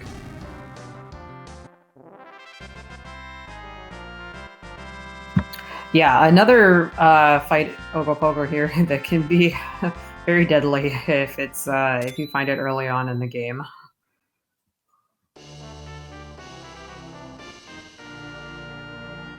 Absolutely. And we have Rex Rolfan going through the Baron Guards again, getting himself that Luca key, and is going to be just exiting out. I think he did the Pain Man first that time, and then did the Baron Guards and went out to the harder fight first, which is the smarter way about it, as Antidale is continuing to do his weakened D machines. And Veneku got through that alt gauntlet that was in the Dwarf Castle, going to be rewarded with her Twin Harp, which I'm sure she will be very excited about, so she can follow up on that, which we all know is required. So we may be hearing an encore to music pretty soon here. Always excited to hear that. We do have Rex going in to check the Luca key, seeing what's going on in there, so we're just going to see what the key item is and what the boss is. Again, still 2 key items that they're looking for is they're looking for the package and they're looking for the Earth Crystal. The bosses that they're still doing, they still have so many boss checks to do. The entirety of the moon needs to be plumbed, so at this rate, it actually doesn't look like Moon's haunted tonight. It is going to be some boss required on the moon somewhere. Because the amount of boss checks we have left versus the amount of bosses that we're still looking for is very much not even, unless both of them are in the Tower of Zot. Very unlikely, but it is still possible. Yeah, that would be, for Moon to be completely haunted, I don't know if that's possible. I guess Sealed Cave would have to have Earth Crystal, and then Zot would have to have all your bosses and your Cid. So I guess, well, they'd still have to go up to the moon to get the Crystal Sword Altar. But other than that, I guess everything else could be on Earth, but it would have to be like the perfect setup. You're right. I'd forgotten about the Crystal Sword random check. I'm still thinking about the 2 bosses that we're still looking for, which are the bigger things. Again, it's because they need to find out. Unfortunately, no value in the Sealed Cave right now, just the Crystal, which is a dead key item at the current moment. It is a key item for bonus experience counting, but at this point, I don't think the runners are really worried about that. Though we are going to find out the boss, which is CPU, but the Luca key is required, so it does require us to go down through that run. Yeah, so let's hope that... I'm going to assume that all of our runners will remember to check the boss in this situation. There have been plenty of times in the past where runners have gone into Sealed Cave, checked that item, and then immediately reset out if the item wasn't anything of value without actually checking the boss, and then it's been something important like demist. Now, since they're probably a little bit more cognizant of the fact that they're looking for specific bosses, I'm going to hope that all of them will remember to check the boss here, but if they don't, well, that'll be unfortunate if they have to, double dip in here to get this. But Luca Key Sealed Cave is going to be required tonight. Absolutely, and I've been a person who has gotten unlucky and forgotten to grab an item myself. I've gotten to the point where I forgot to grab the item after the music once, and it cost me a solid 20 minutes of running around like a chick with my head cut off. So everyone does have the chance of forgetting where the items are. So I do hope that people check the item and then check the boss afterwards. Zilch is checking the boss, CCPU, and is getting ready to smack around some machinery, while we have Veneku about to run and give us some more reprise of our music. And Antidale is still hard at work taking out those D machines. I think this is an appropriate grind, actually, for this seed, since we are in the Mechanical Miracles seed. We're fighting Mechanical Dragons. It's just too bad that they haven't found a Sid to put all of this XP on. Absolutely. Another way to do the grind, too, is if you want, you don't have to do the week. Because they're machines, and they means that you have the option of having a Thunderclaw on Yang, as well as Sid's hammers. They do a fair amount of damage. It's a slower grind, and you take a little bit more from the fire that he spits out, but that is still possible. Yeah, as seen in chat, 48 levels on that Palom. Being level 10 right now puts him up to 58. He's a lot of XP that he's going to be getting. 25 on Kane, 25 on Edward, I think, and just a Zeus Rage for his troubles. Yeah, so that brings Antidale's team online for the rest of the game. Whatever else stands in front of him, I don't think he's going to have much trouble with it. The bosses here, even the Odin that's in the spot right in front of him, Zilch kind of clinched through it with the striking Odin with lightning strats. I think that Antidale is just going to power through it by overpowering and DPSing through Odin with these levels now. Yeah, between nuke, the double nuke, the holy or white spell that's on Rosa, and just the sheer amount of physical power on Kane, and that is going to be just a blitzkrieg through. No spoon yet. I'm still wondering where that key item is. So the only strats is this is the most brute force strat you're going to get, aside from having 4 Cecils and someone to berserk him. Rex got through that CPU fight, so has completed that objective that is required for this seed, is now diving into the Sylph Cave. We haven't found a pan yet, so is just going to be talking to Yang and then go talking to Sheila. I don't think that this gave a key item. Oh no, this gave the rat tail, and then the rat tail led to nothing, unfortunately. So he will get just another key item that will lead to the 10 key items for double XP purposes. Absolutely. Yeah, so the nice thing is going to be for the key item for bonus XP. That's always a nice little bonus. Spoon off the tower keyword. Don't believe so. We see in chat asking that question, or else we would have it on one of our other on Zilch's screen. Oh no, yeah, Zilch does have the spoon. So yeah, it's under the tower. So if Rex eventually does the tower, that's where we're going to be going. But we are going to have some music, so let's have Veneku give us the reprise.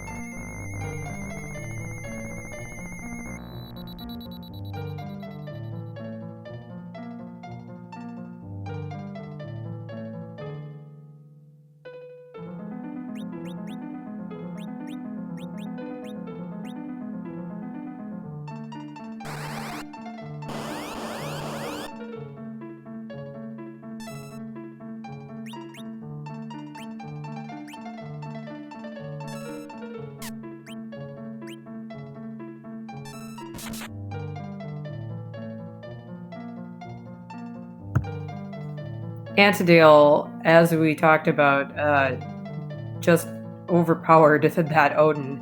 Didn't even care about the sword slashes or the Odin slashes. Was taking it all to the face and delivering jumps and nukes right back. Got through that fight without any trouble. I'm sure he's not going to have any trouble with the second boss here either. No, absolutely not. And just to reiterate in chat, this is from Final Fantasy II. It's the Magic Mage's Tower theme. So that is the music that we had. A great song in Final Fantasy. A lot of the classic Final Fantasies actually had a fantastic music track.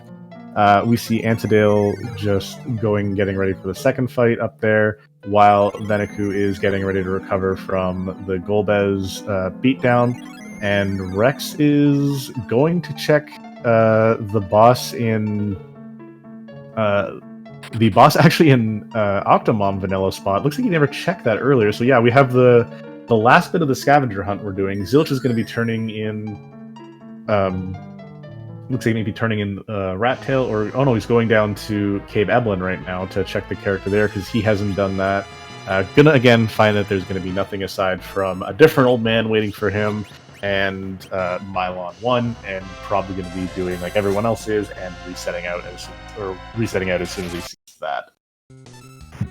Yeah, I wonder if Rex is just trying to clear up everything on the Earth before he goes up to the moon. He doesn't have the tower key yet, so he has not done the Odin spot, which we know has that tower key. So I hope he does. That's kind of a out of the way spot, and sometimes runners forget about that. So I hope he doesn't forget about that if that's what he's trying to do. I don't think it actually leads to anything. I think Odin gives tower, and then tower leads to Spoon. And he doesn't have an Edward, so it wouldn't, I don't know how much that would benefit him, but if that's what he's trying to do is just clear up all the spots, that's kind of an out-of-the-way spot that people sometimes forget about. Absolutely, and since Rex hasn't done his grind yet, yeah, he's just doing, or much of a grind, he's just checking out all the extra bosses. He's at the point where, like, resetting out, that's fine and all, or he could just beat down the things, put them out of their misery, and then walk away. Water Hag might be actually one of the ones that I wouldn't fight, just because of the simple fact that you have, as we see here, the dialogue that takes so much time, whereas if you just reset out, you don't have to even worry about that. Whereas we have Veneku going through that Golbez fight, which again, semi-high magic spot, it can't hit like a truck magically, doesn't get to take his own damage back. Rex Raleigh is doing the reset, and Veneku is doing the fight, while we have Antidale going and checking up what's up on the moon, finally checking the character for himself there, only going to be finding the other old man that he's prominent. Yeah, so eventually somebody's going to have to start diving moon. There's stuff up here. It's not haunted tonight. There's got to be something up here. It's just a matter of where it is and who's going to find it first. So my call tonight is, as much as like we need the vanilla sword altar, there's nothing going to be behind that. It's going to be, I'm going to actually say that there's going to be a dragoon spear behind it. We are going to find the earth crystal behind the white spear altar, and they're going to have to go to Mirasame for the package, and the package is what's going to have our Sid. So I think it's going to be a full clear of the moon. They are going to check Bahamut because they're up here. Everything's got to die on the moon anyways, because if you're going to make the moon haunted, make it haunted yourself, as opposed to anything. But yeah, we have Antidale going to be diving on the moon. He's going down the regular path, and then probably going to exit out to go check the Mirasame spot afterwards. Yeah, and Zilch is coming back up here now. I think Zilch has done pretty much everything that he can do on Earth as well, and he knows that the Bahamut spot has a dragon. It's not Bahamut, it is a mist dragon. That is very true, and it could be Bahamut itself doesn't have the key item, as we see a couple of comments in chat kind of going with the very trolly seeds with me, people after my own heart. Absolutely, D-Mist at Bahamut. Bahamut doesn't give anything. They don't even check D-Mist item until they full clear the moon, but the package is hiding behind D-Mist. That's the way you gotta have it. Everybody wishing so much pain on our runners. We are just missing Sid, and we need to find where Luge is for the fight. Those are our only two things we are searching for right now, as the question was asked by Natara in chat. And technically nobody's done the Crystal Sword altar, but everybody knows where that is, and that's exactly where Antidale is headed first, since that's the one known thing that, you know where it is. It's not really randomized. You just have to go. Well, I mean, the boss is going to be randomized, but the actual spot, you know where you have to go. Absolutely. It's been our linchpin the entire time. We knew where this has got to go, so this is what's going to be happening. And speaking of things that are happening, we've got Rexral just absolutely going to be decimating Odin. Looks like he's doing Berserk strats, hopefully nuke. Has Kane, might be doing the jump strats, which I think is going to happen there. We got the blink set up on some of the characters, so going to be dodging the attacks, but that Zantetsuken is going to be killing everybody again but Kane, and if he puts Rose's HP up to max, her as well, maybe Fusoya. I'm not sure about his magic defense right now, so that's going to be the bit of a smackdown afterwards, but Quake Kid living up to his name, doing about 3k hit, as we have Ansadale fighting the Karate Man. No free boss, but still going to be a nice bit of a slog. Yeah, it's kind of unfortunate that we never found that Cecil, since I know there was an Excalibur pretty early on and some other good gear for Cecil, but haven't found a Paladin yet. I'm going to say he and Sid are hiding behind the Earth Crystal, which is going to be one of the last items they find. But yeah, this is at the I think this is the Masamune is the top one, and Mirasame is the bottom spot. I get those two mixed up all the time. But yeah, one of the ninja sword spots is where we find our Karate Boy, and he is just blocking the package. So that is part of a reason to want to go back to Earth. If they do Bahamut first to grab the key item behind B-Mist as well, that's something that they can do. Or if they just want to pull clear the moon, which I think is most likely the safer play right now, because there's so many checks up here to do. You've got the 4 other bosses to still do, before even wanting to leave to go fight Bahamut or go back down to Earth. I think it would be great if the package character is Sid and the boss in the Kaipo Inn is your Dr. Luge, and everything is behind that package, and they go in full clear moon when they didn't. The first thing they do is gonna get that package because it's at the Crystal Sword altar, which they're gonna go to, and then they could have gone and finished it all up, but they go in full clear moon instead. There's the troll for you. Absolutely, that would be the nice little troll. It is nice that there's a bit of a 2-for-1. It's a good key. It's a half decent key item in the sense that it's a character check, and it's the one altar that they need to do. We have Ansadale now going into the White Spear spot, and we are going to see what boss on the moon he has to deal with here. But we have Rexral actually getting his way through that Odin fight without much trouble. Only a dead Rose though, which is nothing really big to be complaining about. With Ansadale finding that pale dim at the White Spear spot. Semi-French vanilla, still a moon boss on the moon, but not something that's going to be very much of an issue. So something to note here is that we have our 4 featured runners, Rex, Roel, Veneku, Antidale, and Zilch, who we're watching now, but we have several more people who are participating in this race tonight. I think there were close to 18 or 19 or 20 people who are actually participating in this race who are just not on screen tonight, on the restream tonight.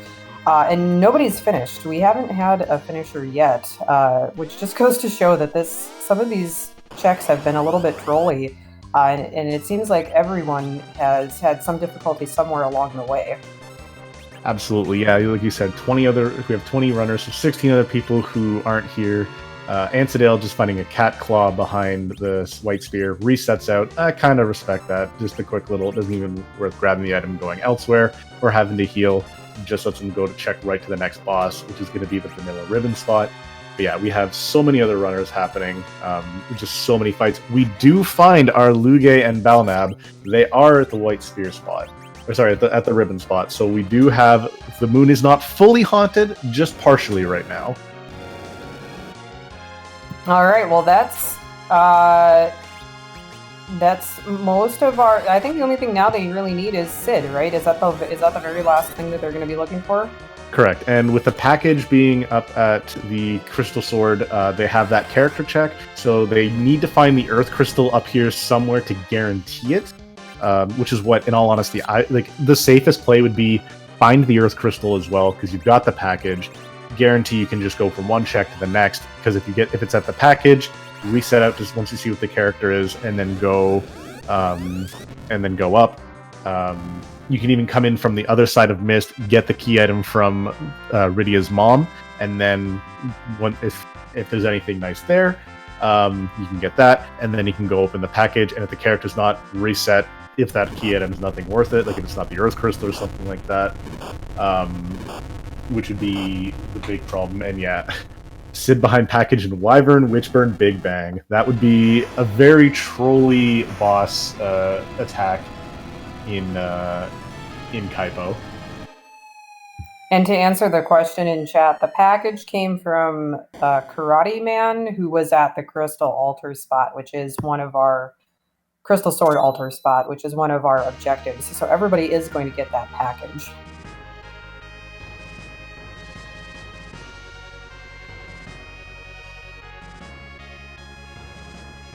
Absolutely. We have Rex doing a little more running around on Earth, grabbing the airship. While we have Zilch and Antidale just cleaning up the Lugae fights, not going to be much of an issue, because again, it's the Plague's HP divided amongst 3 bosses, because it's Lugae, Balnab, and then the solo Lugae. And we see what key items we have here, which is the Pink Tail, which is an Adamant Armor, which is 100% unnecessary at this point, and a white robe, just to make Rosa that much more powerful, but already rocking some of the other power items. Yeah, so they got their bosses out of the way. Dr. Lugae is not a hugely threatening boss either way, so actually kind of nice to find him in a higher power spot, so that I guess he kind of takes out the possibility of them having to find something like Kanazu up here. Because they may still have to fight some more bosses if they have to find the Earth Crystal. Absolutely, but again, with the level that a lot of the people are, if they're clearing the moon bosses with these, when they go back down to Earth, they can just set themselves to auto attack mode and not even have to really worry about it, because the bosses in the Tower of Zot generally have, I think, about 6 to 12k HP amongst them, so nothing really scary. While we have Antlion at one of the others at the ninja sword spot. Still wondering what the key items behind that. While we have Rex Raw checking the 1 tower spot, he doesn't have both the tower key, so he is missing out on Kagnazo, but he is still going to be able to check out that other fight.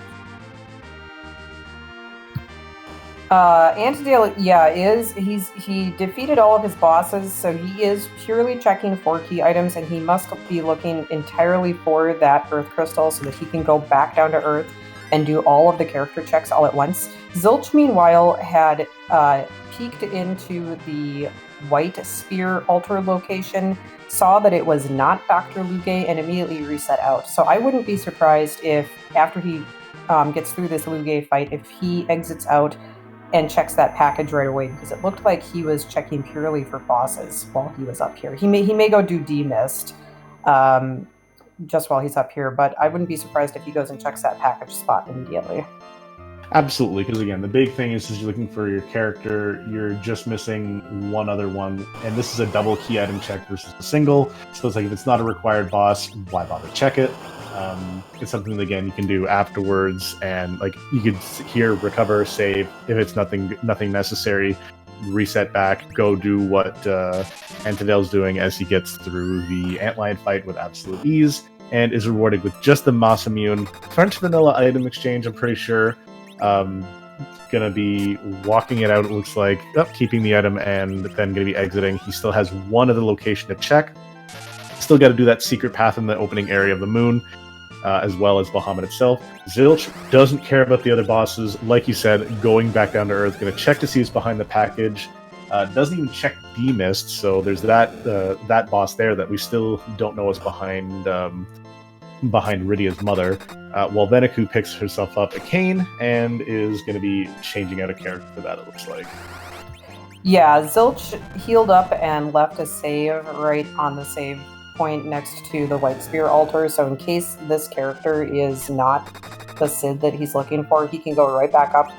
He can reset out and go right back up to the moon to keep looking. So this is a pretty good play by Zilchir, yeah. And all we see is Yang. I would absolutely be resetting right now, which is what we see. Go back up. So that means it is the Earth Crystal, and it does have Cecil and Sid. So our Baron boys are hidden behind the Earth Crystal. Yeah, so now we are on a wild Earth Crystal hunt. And it's got to be up here, or it's got to be behind that D-Mist that we know is in the Cave Bahamut location. Yeah, it's literally in two places right now. It is either at the spot where Antidale is going, or it is at Bahamut, either via Bahamut spot itself, or through the D-Mist Dragon itself. So the unfortunate thing is it's two bosses left for Antidale to be checking, and then we're going to find out. We have the elements up on the moon. This is going to be a pretty quick fight considering how highly leveled he is. A couple of nukes, and this should be put down probably pretty quickly. So one of these spots has got to be the pan. And so, yeah, they could still have just a little bit of a fetch quest on their hands if they have to go back down to the Sylph Cave in Bonkyang with the pan to get that Earth Crystal. That is true. I did forget the fact that we haven't found our pan yet, so we could find one of the items here, and then they do have to go down, as you mentioned. But yeah, it's it'll be the quick sprint out afterwards at that point, which won't be that big of a deal. It's just going to be finding out the one thing. And I think... Oh, go ahead. Sorry. In chat, they were asking if D-Mist is at Magus Sisters. King Queen Evelyn was actually Mylon 1, and D-Mist was peaked earlier at Cave Bahamut, so they know that it's there. Sand Ruby giving us the edge, quite literally, here in the one dragon, meaning we're going to go to the other dragon spot and see what Cave Bahamut has. So Cave Bahamut has to have the pan, and then between the Sylphs and Sheila 2, it has to be the Earth Crystal and the Adamant, because we haven't seen those key items, and those are the only spots left.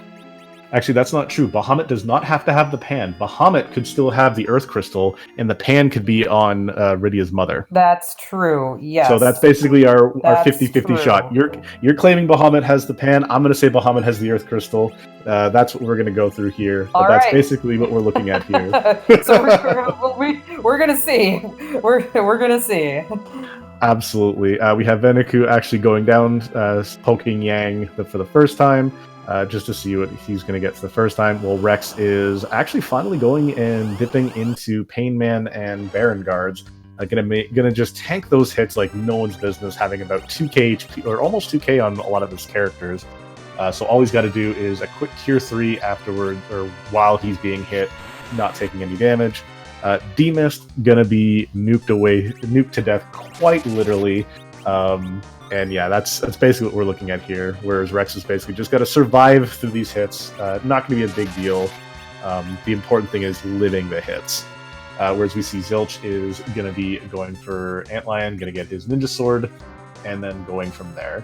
I think Zilch is probably going to do the same thing, going and just checking D-Mist right after, because, again, it's either D-Mist or the other Altar, probably the Altar and then D-Mist.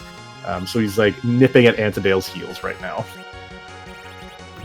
Both Rex and Veniku are down in the Feymarch. I think this must be Veniku's first dip down into the Feymarch, because it doesn't look like she has the hook yet, which came from the free chest in the Feymarch. So she'll be able to pick that up, and then she'll peek the bosses and see if there's anything that she wants to try. I think she still has an Edward, so she might be able to get through that Pain Man if she wants to. Absolutely. I don't know if Rex forgot that there's an Edward up on Hobbs, or is maybe just doesn't want to bother to go get him. But that would be one way for Rex to get through this if he really wanted to. He could go get that Edward. Absolutely, and yeah, as we saw, Bahamut, Dark Mist or D-Mist himself actually trolls the both of us. Doesn't have anything besides a Protect Ring. That means we are on the full chain. We are on the pan from D-Mist, which technically I called. Didn't get the other half right, but that means it's pan into Earth Crystal, into the Wait, what are we missing? Pan and Earth Crystal into Adamant. Adamant. Sure. Adamant. Yeah. That is the order it's going to have to be.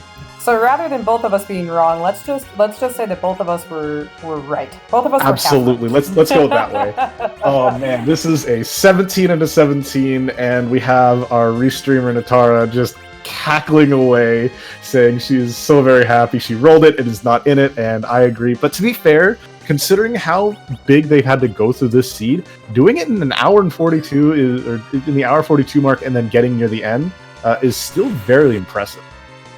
Yeah, definitely. And speaking of Natara and the Restream team, I want to give a huge shout out to our Restream team tonight.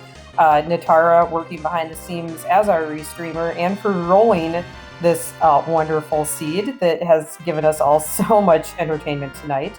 And then also Alisol, I think, is our, if I'm saying that right, is our tracker tonight. Thank you so much for keeping us all accurate in our key item checks. And then Dathas, thank you so much for joining me in the booth tonight. It's been a pleasure commentating with you.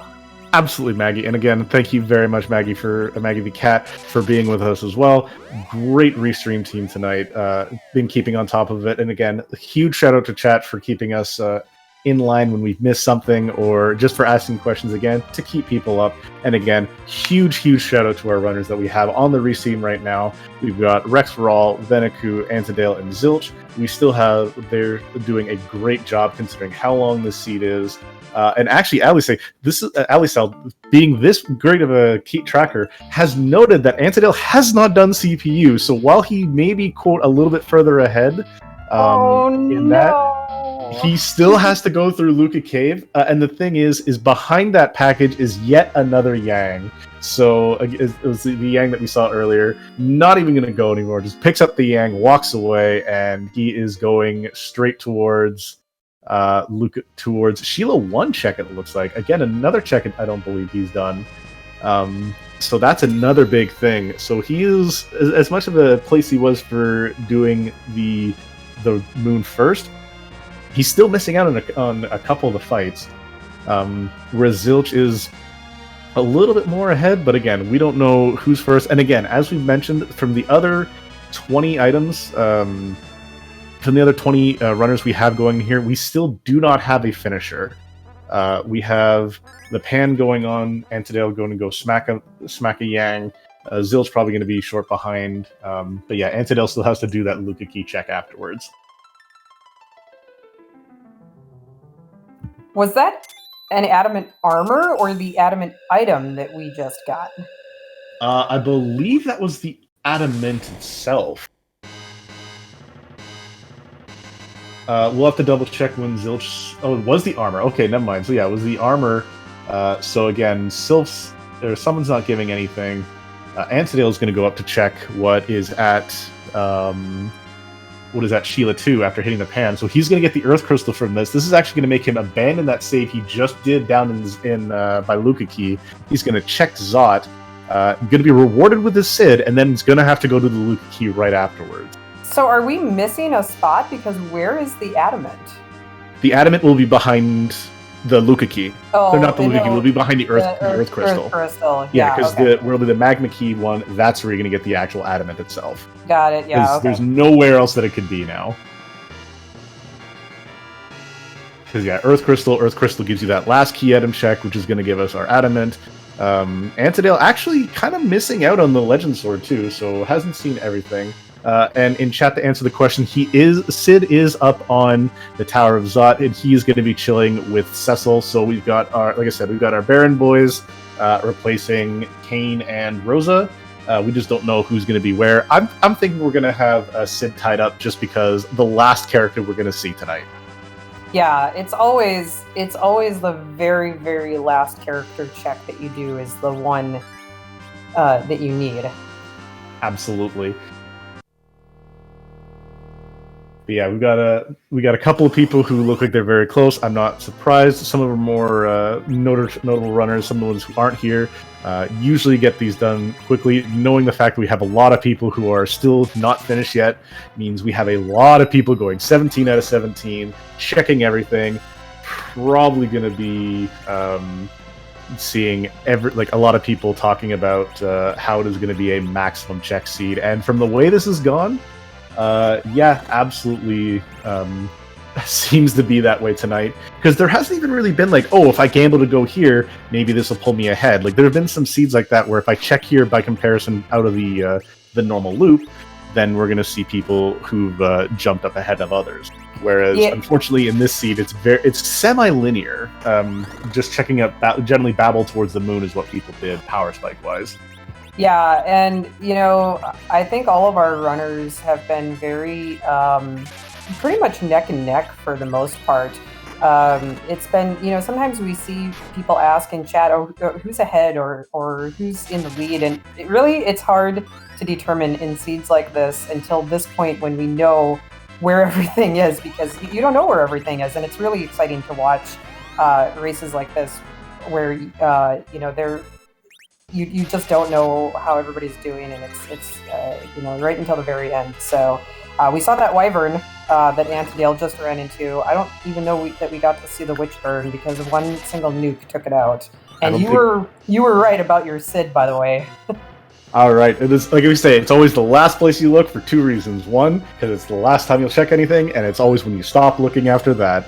We have our boy Cecil protecting Sid to the best of his abilities, as we saw the gauntlet shooting Kane backwards. A little bit backwards here, instead of Cecil picking up Kane, it's Kane picking up Cecil, and Kane saving Sid from that ball. We're going to get Antidale with picking up Waldo, our boy Sid. That is a fantastic name to have named him. That's great. I love it. So we have found Waldo. We found Cecil. Too bad we didn't find him earlier to make better use of that Excalibur sword. Last boss Antidale is going to be finding that we don't know about right here. And then he's going to be going and smacking around, going and checking that Luca key. Oh, well, that's appropriate. That's a vanilla Velvelas. Come on, this seed was randomized, right? No, apparently not. I mean, not anymore.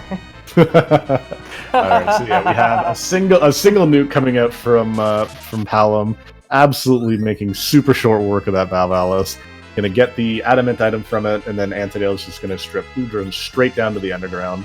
Zilch going through that D-Mist fight. The most annoying part is the fact that going into this mist form, as you see here, times where you can't fight, and if you slowed it down, and considering I think Bahamut is a slower spot as it is, all you're doing is you're sitting and waiting. It's a great time to recover up your characters, as we see here, but it's the same simple fact as like you just get to sit and wait and look, and your characters get to look pretty. But it changes back, and as we see here, getting ready to smack around. And there's that adamant that I wasn't sure where it is, finally showing itself. Antidale not going immediately to the giant. Is he missing anything, or has he done everything besides? He still has not checked the spot from Odin, so he still has to check there. Oh, so but he hasn't done Luca sealed cave yet, so he hasn't done CPU, has he? No, he hasn't found the CPU, because again, so he's still trying to look for that boss, and he still has to do the Luca key. So he still has a fair few places to check. Got it, yeah, okay.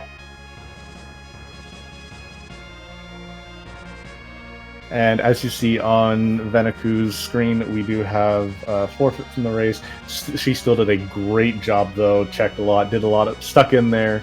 Was a fantastic runner. Again, thank you very much, Venaku, for being one of our restreamed runners tonight and giving us another view of way different things are different done in the sea. Yeah, absolutely.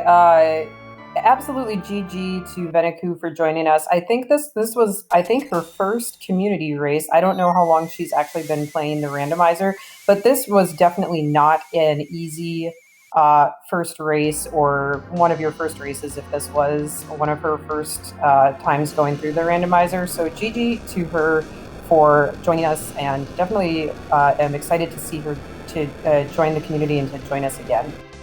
Yeah, absolutely. And yeah, as mentioned, it's the first one is almost always the hardest, and especially being on the restream, I know from one of my first times on as well. Yeah, it can be a little bit more panic-inducing or a little more stressful. Still, great job done, 100%. Be very proud in what you did. It was great for you to run with us. And again, Zilch. Absolutely.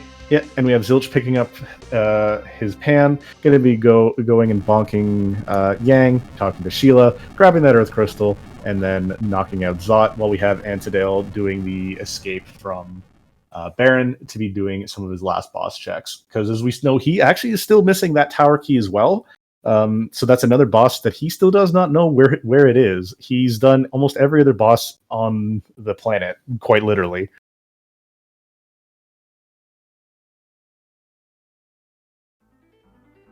Yeah, so it's interesting to see who's done what as chat and commentary. Now we kind of know where everything is, but not one single person knows where everything is now. So they're all kind of going in different directions, just trying to clean everything up and get everything figured out, the last bits of it figured out here. Absolutely. The only one who's like the closest is, we see the actual adamant armor again. Zilch is the one who's the quote closest. We have a mom bomb at Kaipo. We have a quick reset out from Antidale. Rex is probably going to be doing the exact same thing shortly. And as we go up, and Zilch is going to be getting that pan item. Though as that's happening, we do have our first placed finisher off stream. It is Flurry14, first place, with 1 hour, 53 minutes, and 29 seconds for our first place. GG to Flurry14. Very nicely done, and that just goes to show what kind of a beast of a seed this was, that it took nearly 2 hours to get a first place finish. So once again, to anyone who's running this race, including anyone who maybe didn't or couldn't finish it, GG to you for even running it and giving it a try, because this was a beast of a seed.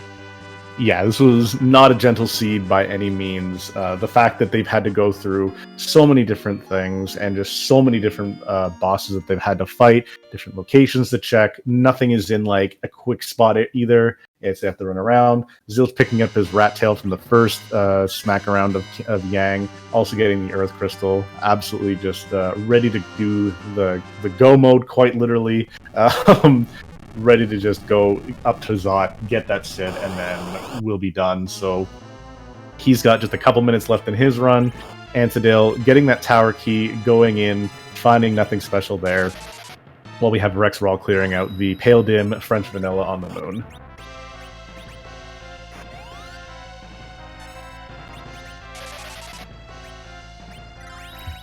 So I think we've seen, between everybody, I think we've seen everything. Have they gone literally to every spot at this point? Yeah, we've known every boss's location. We've seen everything. We've literally seen every single boss and every single item. We know where all the Mylons are. We know where the elements were. We know where King Queen Eblin was. We found Cagnazzo, which Antidale just recently did.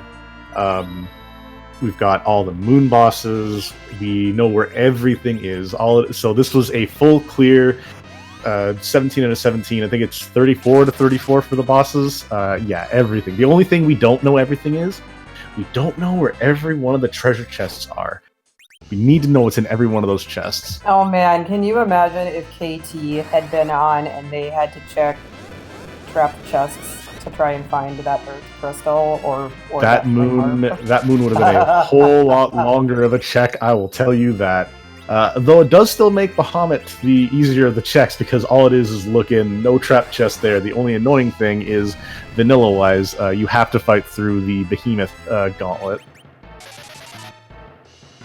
Yeah, as mentioned, we do have Antidale and Zilch in a bit of a race right now. It's Zilch to get to go grab Sid, which he doesn't even need to do the boss, Valvalis. All he has to do is grab Sid, get the join, and then he'll be done.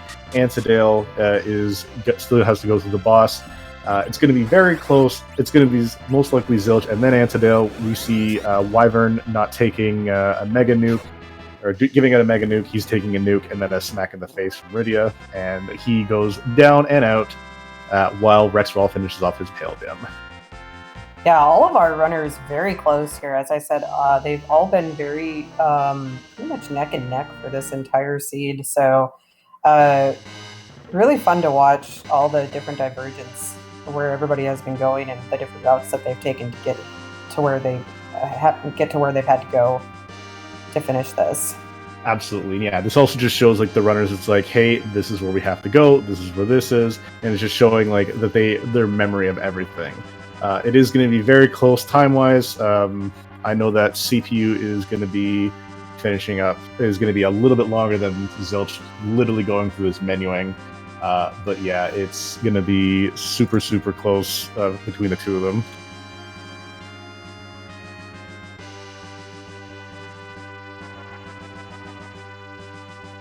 And we do see a dot done from Zilch, finishing in second place with an official time of 1 hour, 57 minutes, and 26 seconds, followed almost immediately by Ruber in third place with a time of 1 hour, 57 minutes, and 45 seconds. Absolutely, and we're going to have Zilch join us in just a moment. GG to both Zilch and Ruber for finishing so close. We're going to see the stats right up behind the Zilch's screen. It's going to go up there, how many bosses he fought and everything. He's missing 2 of the key items himself. Didn't get the Sand Ruby, didn't get that Adamant. But absolutely fantastic run from everybody involved so far.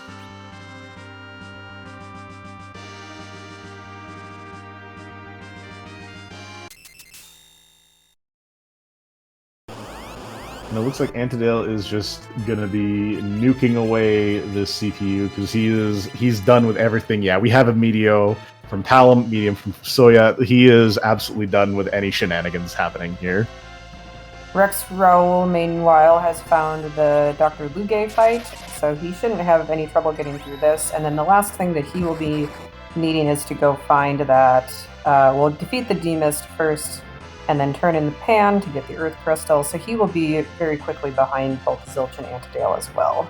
Absolutely, and as we see Antidale take down that CPU, that is him done as well. GG to Antidale. And as we see, we are also joined by Zilch. GG, my friend, on your second place finish. How you doing? Thanks. Doing pretty good. I feel like that went pretty well, minus Sid hiding in the last possible spot. Yeah, we commented that it's always, we knew at that point, of course, that it was going to be up in the Earth, or behind the Earth Crystal, and we were debating whether it was going to be in the first character spot, where Kane usually is, or the second character spot where Rosa usually is, and we were like, yeah, it's going to be in the second spot, because it's going to be the very, very last spot that it possibly could be. I'm not gonna lie, my hopes got up when I got the package because I completely forgot that was an item or character spot. I was like, oh, this could be it. Luge's right here. I have the package. This could be, and nope. It was a Yang. Yeah, that was another thing we were talking about. So, what was your opinion on the seed and the way it was going for you from start to finish? I feel like everything went relatively well. I did have some, I don't know, issues isn't the word, but decisions when I got the Darkness Crystal that I'm not sure I made the best choices at, but I was kind of committed to doing the tower after, right before I got the Darkness Crystal. I got that, and then I was not sure where to go from there, and I decided to just do Giant for the experience. But yeah, I thought a lot of my fights kind of like just barely made it through, where, if I had gotten a few hundred damage less, I would have wiped a few times, like Ruby at the Odin spot, which was probably not a smart play. I almost ran out of ice arrows there. I think there was another fight somewhere where I kind of just barely got by. I thought but aside from that, I thought... I was just going to say, a lot of your boss fights, we were very impressed by that Rubikint fight, and then also the Odin fight when you were able to pull that off. That was the other one. We were actually very impressed by some of those fights. I was trying to jump the Odins, and then I realized Kane can live through it, and I was like, okay. Because I completely failed to jump any of them. Yeah, we were talking about that based on magic attack at that spot. We thought it would be a little bit higher considering the Rubicante. But yeah, your Kane taking that spot like a boss and then just living through it was absolutely fantastic. Litting him in the face for that kill. Very well done. But yeah, what do you think of the flags that we have for this week's community race so far? I'm always a big fan of giant percent, so this is like giant with a little bit of twists that make it more like a full clear. But like I said, I'm a fan of that, so I like this week's flag set. It was right after I ditch Eddie, I get the spoon and find the 2 bosses that I need Eddie for, and there was some regret there. Well, you have Kane, no regrets ever from that point. I couldn't do DKC, which I guess was good. But yeah. Thankfully DKC wasn't required. It was just a Stardust Rod behind him. But yeah, everything else, pretty much every other boss was fully cleared. But again, GG on your run, GG on your second place finish, and thank you for joining us. All right, thanks a lot. Thanks for the restream, tracking, and commentary. GG. I appreciate it. And that was Zilch, our second place finisher, again at time 1:57.26. And we are joined by Antidale, our fourth place finisher. GG's Antidale on that race.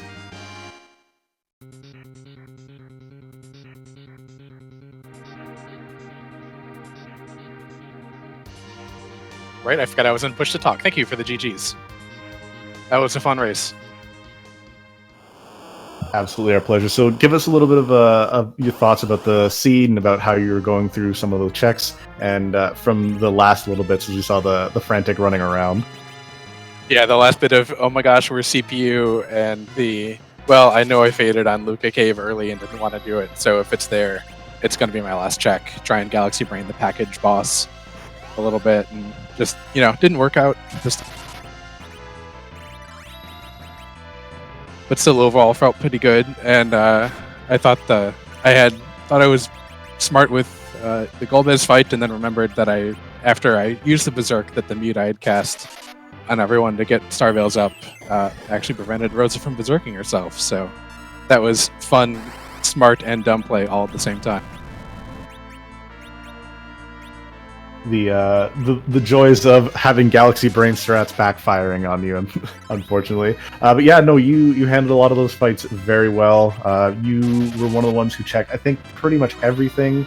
You were actually one of the only two that we had on Restream. You and Rex checked out the Mom Bomb spot at behind package, which is a little bit kind of ironic, burn down the village into bombs. But yeah, very, very nicely done.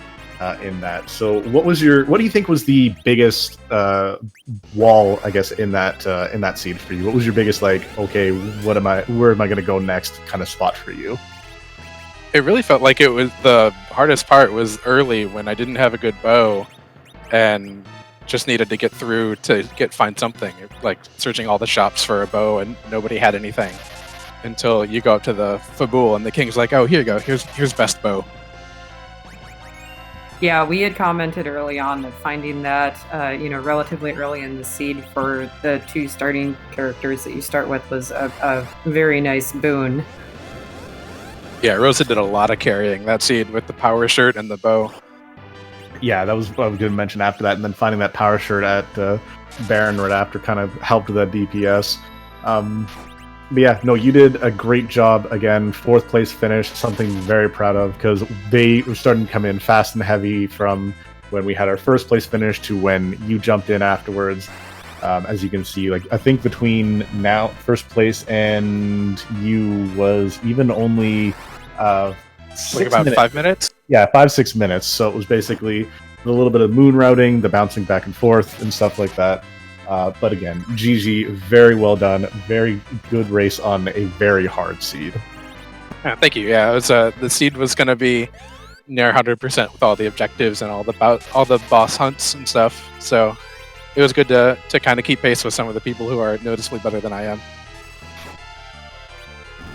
Hey, never count yourself out, especially getting that high of a standing. And again, a race of 20, finishing in the top 20%. Something you got to be proud of. Again, very well done. Any one of our runners should be thankful for even finishing or just even attempting these seeds and going through.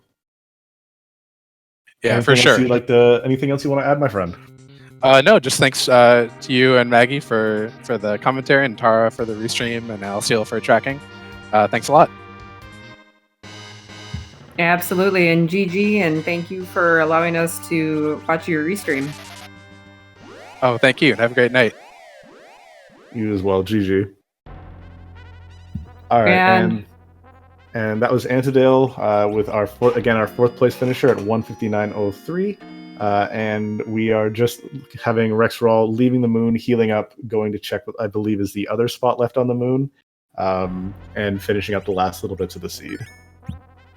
And while we were talking with Zilch, we did have some other finishes. Invenerable came in 5th place with a time of 1 hour, 59 minutes, and 39 seconds. And Moonblaze Wolf came in 6th place with a time of 2 hours, 1 minute, and 40 seconds. And Dragus has come in 7th place with a time of 2 hours, 4 minutes, and 35 seconds. GG's to to our current top 7 finishers. Again, everyone who's doing this seed, fantastically well done, well performed. This is, as we've said, not an easy seed. There are people, as we've heard, it was just like the slog. So this is just a testament, is if you can get through something like this, whether it's your first time through, second time through, whatever, be proud, because something like this is not, it's a 100% run, essentially, from what people have been doing. Heck, even from what we see here, if we knew what we knew then, we'd be seeing like about an 80-ish% finish, as we can see from some of the other key items. Like Zilch doesn't have the adamant on him. We don't have the legend sword on Antidale. We don't have the spoon from him. Like it's back and forth what you wanted to miss. And if you knew exactly what you were doing, yeah, this is still a very time-consuming rough seed. So the fact that we still don't have everybody finished now, 100% just goes to the fact of how difficult the seed was and how impressive it is for our runners to be rushing through and just demolishing the seed as it is. Yeah, definitely. And for anybody who's watching, or anybody who maybe raced, and this was maybe their first race or one of their first races, there are definitely flags and seeds that are easier than this. So if you're watching this and you're like, oh, this is way too hard, I could never do this, never fear. There are this randomizer is very customizable. You can make it basically as hard or as easy as you want, and this is definitely weighted toward the harder side. So if you want to ease into this a little bit more with a little bit of a more friendly flag set, that's very doable. Absolutely. Like, for example, the reason why you don't see people checking a lot of the treasure chests is because this is on T standard. So it's like a very basic, like what the regular world goes through. So you'll see like some of the easier access spots have some of the lighter items, and then the moon will have some of the more rare items. But at that point, you're kind of overpowered. There are some flags, for example, something called T Wild and S Wild. So T being the treasures, S being the shops, very wild items. So you can get like adamant armors for sale in shops, or you could find adamant armors in every single chest in Troya. Not very likely, but it is still in theory possible. Getting white spears, getting crystal swords, getting dragon whips, Artemis bows, arrows. Like you could be completely kitted out by the time you leave the Damsian castles you saw in the very beginning of the seed. People getting stuff there. There's ways you can make it so it's a very nice light run. You could see ones where you're running all the way through, and you make it as difficult as possible, where there's no chests, or there's only partial chests, or there's nothing in the shops, or anything like that. It depends on what you want to do. It's so customizable, very new friendly, and if you guys have any interest in wanting to try runs like this, you can join us on our Discord and meet some of the people, get some guides and help through that. And also just go through the seeds yourselves, explore some of the options. Maybe you have you love a certain character, you want to do a run of nothing but that character. Or you want to have a run where you have only these characters available. The customization options are basically endless. Yeah, absolutely. And so the randomizer is very newbie friendly, and then the Discord is very newbie friendly as well. So if you are newer to the game or the randomizer and you're looking for help, maybe looking for suggestions on what types of flags might be good for what kind of game you're looking for, or you're playing a seed and you're stuck, you're like, man, I thought I checked everything, but obviously I'm missing something, definitely pop into our Discord. We have a great community. Always got people around who are willing to help, and we run these wonderful community races. So when you feel ready, if you would like to join us, we are always happy to have new players, join us for these community races every week as well. Absolutely, and as you can see, we have different themes. Like right now, we have the machines, basically the rise of the machines, looking for Sid and having him smack them down. We've had a lot of other different seeds like this, and again, it's you can learn, run them, and then hey, maybe we'll see you on the stream, or we'll see you with a first place finish off the stream. Regardless, it's a great community. It's a great place for you to bring new life into a game that you love for however long you've been playing it for. I know I personally have been playing Final Fantasy IV since I can remember it on the SNES back in my teen years. So, and I know there's people who've just picked it up within the last couple of months. So one way or the other, come on out, come hang out with us, and bring new life into the game, or just enjoy the game how you want in a different tone than a normal straightforward game, Final Fantasy. So Rex is on the right path, beating this D-Mist in the Bahamut spot. I don't think the Bahamut spot gives anything, but we know that the D-Mist turn-in is going to lead to the path to success here. So he's going to be seeing his finish come up very quickly now that he's, I think he's cleared everything else on the moon, so I think he doesn't have anywhere else to go at this point. I believe so as well. And while he's finishing up, we have another finisher going up. Dr. Cossack is our 8th place finisher with a time of 2 hours, 12 minutes, 58 seconds. So GG's to him as well, and the other people who have finished so far, and those who are, I know a lot of people are getting right near the end of the seeds because, again, the drag of going through every single check can add to people, but those who have been still going and who aren't stopping, props to everyone. It is very much a slog. It is a test of your endurance to continue to go through.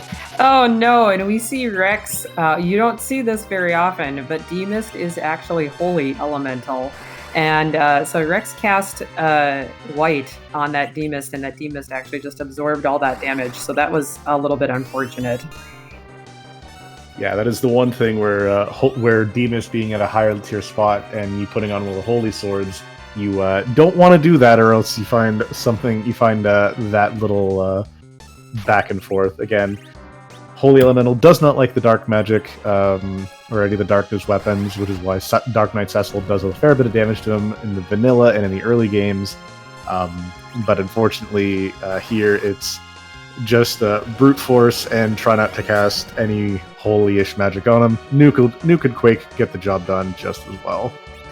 Yeah, so a holy elemental weapon like the White Spear on Kane or like a Crystal Sword on Cecil won't actually heal D-Mist. They won't do like extra damage, but they won't heal him either because they're just weapon damage. But the actual spell Holy and actually the spell Meteor is holy damage as well. So both of those will actually heal D-Mist if you manage to get a cast off on D-Mist. Absolutely. He does get the fight, gets his Protect Ring, and gets his key item to check at the dragon spot.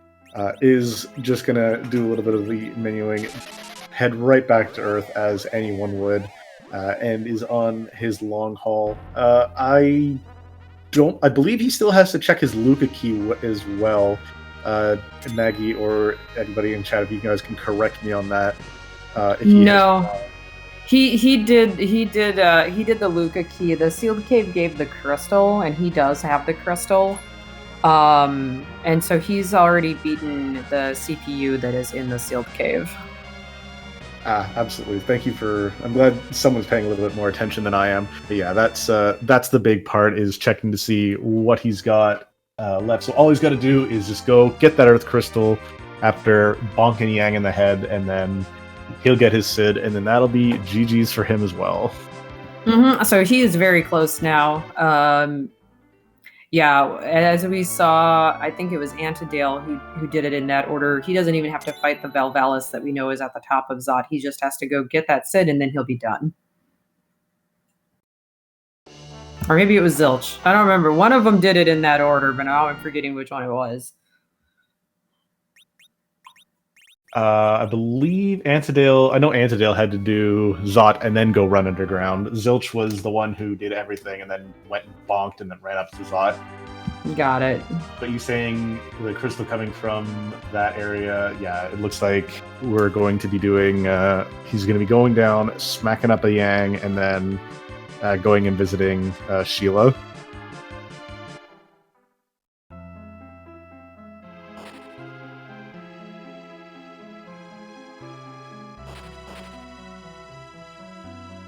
The nice thing is again, we don't have the flag on where dangerous encounters are turned on. Like, for example, anything that's a surprise attack or a back attack, that's not turned on. So this is just a nice leisurely run for Rex. He doesn't have to worry about encounters, doesn't have to check any chests, and as low as HP as he could get in here, it's just go, smack Yang, get back to Sheila, and then another quick run up, fight the Wyvern, which is going to go down nice and quick, and then vanilla Valvalis, as we know. That's very true. I think it was in last week's community races that the flag for dangerous encounters was still turned on. So we have, among other flags that can be toggled for the randomizer, you can. There's a flag that allows you to turn random encounters on and off. So that's why for almost all of our runs tonight, we've seen no random encounters, because the runners usually don't have random encounters turned on. But there is a flag that allows you, that you can toggle, that allows it so that dangerous encounters cannot be turned off, and that would be back attacks and surprise attacks. So even though if you have regular random encounters turned off, you could still get back attacked or surprise attacked. We don't have that on this seed, but that is just one other option that can be toggled when making a seed. Yeah, and Rex Rawl fighting the actual hardest boss in the game, landing in Fabul without hitting either the castle or the water. I troll myself with that every once in a while. Grabbing that Earth Crystal, and then just quickly going to be going up to Zod. And another, speaking of the encounter crystals, the encounter tables, there's a couple of other flags you can keep on.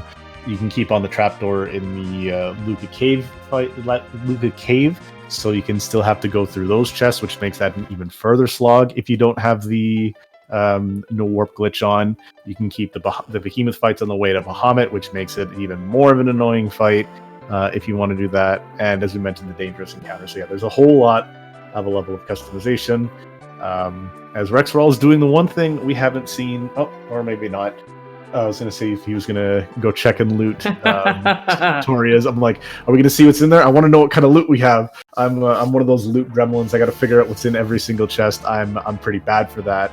That was a total psych. He went down there and he went all the way to the stairs, and then he was like, nah. he played with my heart. Rex, how dare you, sir? He probably realized, or I don't know if he's had this in the back of his mind, that he has to fight. Maybe, he's been thinking that he maybe has to fight Zeromus, and he's like, oh, I want that one piece of loot, or, and now he's thinking, oh, I don't actually have to fight. I'm going to go up here and I'm going to be done, Absolutely, and yeah, it looks like he remembered that last second. He's like, wait, I don't need any more items, or else, yeah, he would have thought about like equipping that adamant armor. Again, we didn't get to see adamant spoonword shine, but there is still always Friday's race, which I'm excited to hopefully find us an adamant spoonword doing some work, or even Edward doing more work. Though he did do a fair amount of work in this seat tonight. Yeah. Definitely. Yeah. So Friday's community race is the exact same flag set. With this flag set, the objectives that were set were the giant percent, having to find Sid, having to find and beat the Dark Imps, Dr. Lugay, and the CPU. And then there were two random objectives. So the having to beat Cave Magnus and having to beat the Crystal Sword Altar were the two random objectives for this particular seed. So on Friday, those two objectives are probably going to be different. Absolutely. Yeah, and we see that Rex Rawl is getting through the Wyvern fight nice and clean. Again, absolutely not an issue with the group that he's got going on now. And again, getting Boop back, gonna grab the Cecil and then get himself a Sid and get going through.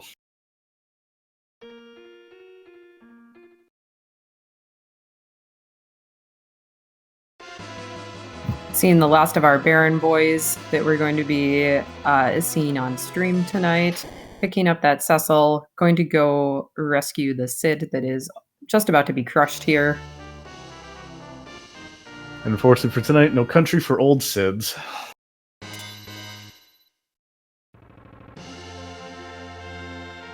You see objective complete, get Cid. All objectives completed, and that is Rex for all finishing with an official time of 2 hours, 20 minutes, and 43 seconds. GG's to him for our last restreamers. We're going to see if we can get him in here for a quick interview on his 9th place finish. And we are, in fact, joined by him. GG Rex on your 9th place finish. Thank you. GG Rex. So, what did you think of the seed tonight and the flags tonight? Was there anything in particular that stood out to you? Well, I knew it was going to be a slog. There's so many objectives. The fact that a couple of them were random were, I think, a little inconsequential. That there were so many programmed in beforehand that you knew that it was going to be a long seed no matter what. Yeah, pretty much everybody agreed and said basically the same thing, that it was going to be almost a full clear, if not a full clear, to find everything. I thought you did a really fantastic job, especially early on. You were the first one to go to Mount Ordeals and find that magma key and then get to the underground. So you seemed to have a really nice lead in like within the first 30 minutes or so. Yeah, and then I squandered that by bashing my head against that Dark Knight Cecil in the Leviathan spot like 55 times. That was we were talking about that when we saw, I think you were the first one who went there, and we were like, oh, that's going to be a rough spot for anybody who goes there. Now, several people who did beat it with Edward strats. Oh yeah, and I left Edward up at the top of Mount Hobbs, so yeah, that would have been a way to cheese that without a doubt. Yeah, and we wondered if maybe you would eventually go back up there if you really felt like you needed him. But I think he had a Stardust Rod or some kind of high power item. It wasn't even a key item. So it was a Stardust Rod. But my reasoning for not thinking about going back to get Eddie was I knew that Cid was required, and if anything else, if that was required, unless it was the way to get Cid, I would get Cid who would have very high hit point to tank the hits before having to do there was kind of my plan. As it turned out, Cid was the last thing that I needed for completing it. And I had, of course, once I got Fusia, I'm like, oh, now I can heal and get there too. And nope. So yeah, 3 trips down there, way too many for me. I don't like that. My other big mistake was hitting the white spell on the D-Mist. Gotta remember that it heals. Like, healing D-Mist for 8,000 hit points is not what I wanted to do there. So yeah. No, but we all forget every once in a while or make misplays. It's not that big of a deal, especially after the 2 hours you were in there for. That takes a bit of a strain on your mental fortitude there. You still did a great job, though. Oh yeah. I mean, it was just a simple mistake. I thought it was resistant, and not absorbing it. So yeah. Was there anything else besides that Dark Knight Cecil that you thought was a real roadblock for you? Not particularly. I mean, I saw those Dark Imps relatively early. I went into that Baron infight, and I saw it, but they were just one-shotting with punches. But I knew that it wouldn't be too long before I'd be able to take them out, so I wouldn't consider that a roadblock, even though they did give me a wipe. The moon bosses weren't terribly bad. Having access to 2 white mages that could use Blink. There was a lot of real physical bosses on the moon, and having access to Blink on multiple characters was very useful. The party I ended up with was super powerful. So yeah, I thought like most of the operations were pretty smooth. If I was this is always my problem, the tunnel vision on bosses that I think I can beat, and that Dark Knight Cecil really got me good. The joys and the pleasures of tunnel vision. Yeah. Though, to be fair, it could have been something required behind that Cecil, so you never know until you beat him, right? It could have been the smart play, it could have been, as it was, a bit of a womp tonight. But, again, you did manage to clear pretty much the rest of the seed before going back to that Cecil and bashing your head against the wall. Yeah. Yeah, and once I had the Kane over 2000, it took me 2 tries still. Like, I just needed to use an extra key or 2 on Kane, and I was good, but... yeah, it was satisfying to defeat him, whether or not it took me too long, so... I'm sure it was after all that, after trying so many times and being bested so many times and then not having to end up cheesing it in any way like with the Edward strats, just having to, just actually having to get through it, so... Yeah. But I want to thank the two of you doing commentary tonight, everybody else on the Restream team for putting on a show. Always appreciate it. Absolutely, and thank you so much for letting us watch your Restream, Rex. It's always a pleasure, and GG on your finish, and have a great evening. Thank you. Take care. GG's. You too. And that was Rex Raoul. Make sure to give him and the rest of our runners a follow. Rex Raoul, Venaku, Antidale, and Zilch6, along with our wonderful Restream team, Natara on Restream and LSL on on tracking, and then me and Dathis on commentary. Thank you so much, Dathis, for joining me in the booth. It's been a pleasure. Absolutely. Pleasure to have you in the booth as well. It's so good to have both of you, and with that, we are actually going to send our party over to Kinda Nerdy Housewife, who is still cluing up this seed. So let's give her our love, let's cheer her on for the rest of the race, and hopefully if you want to get your hands on this flag set again, join us on Friday at 10 p.m. where we will be restreamed on one of the Randomania channels, where we will have the salty run back, as it were. So hopefully see you all there. Bye, everybody!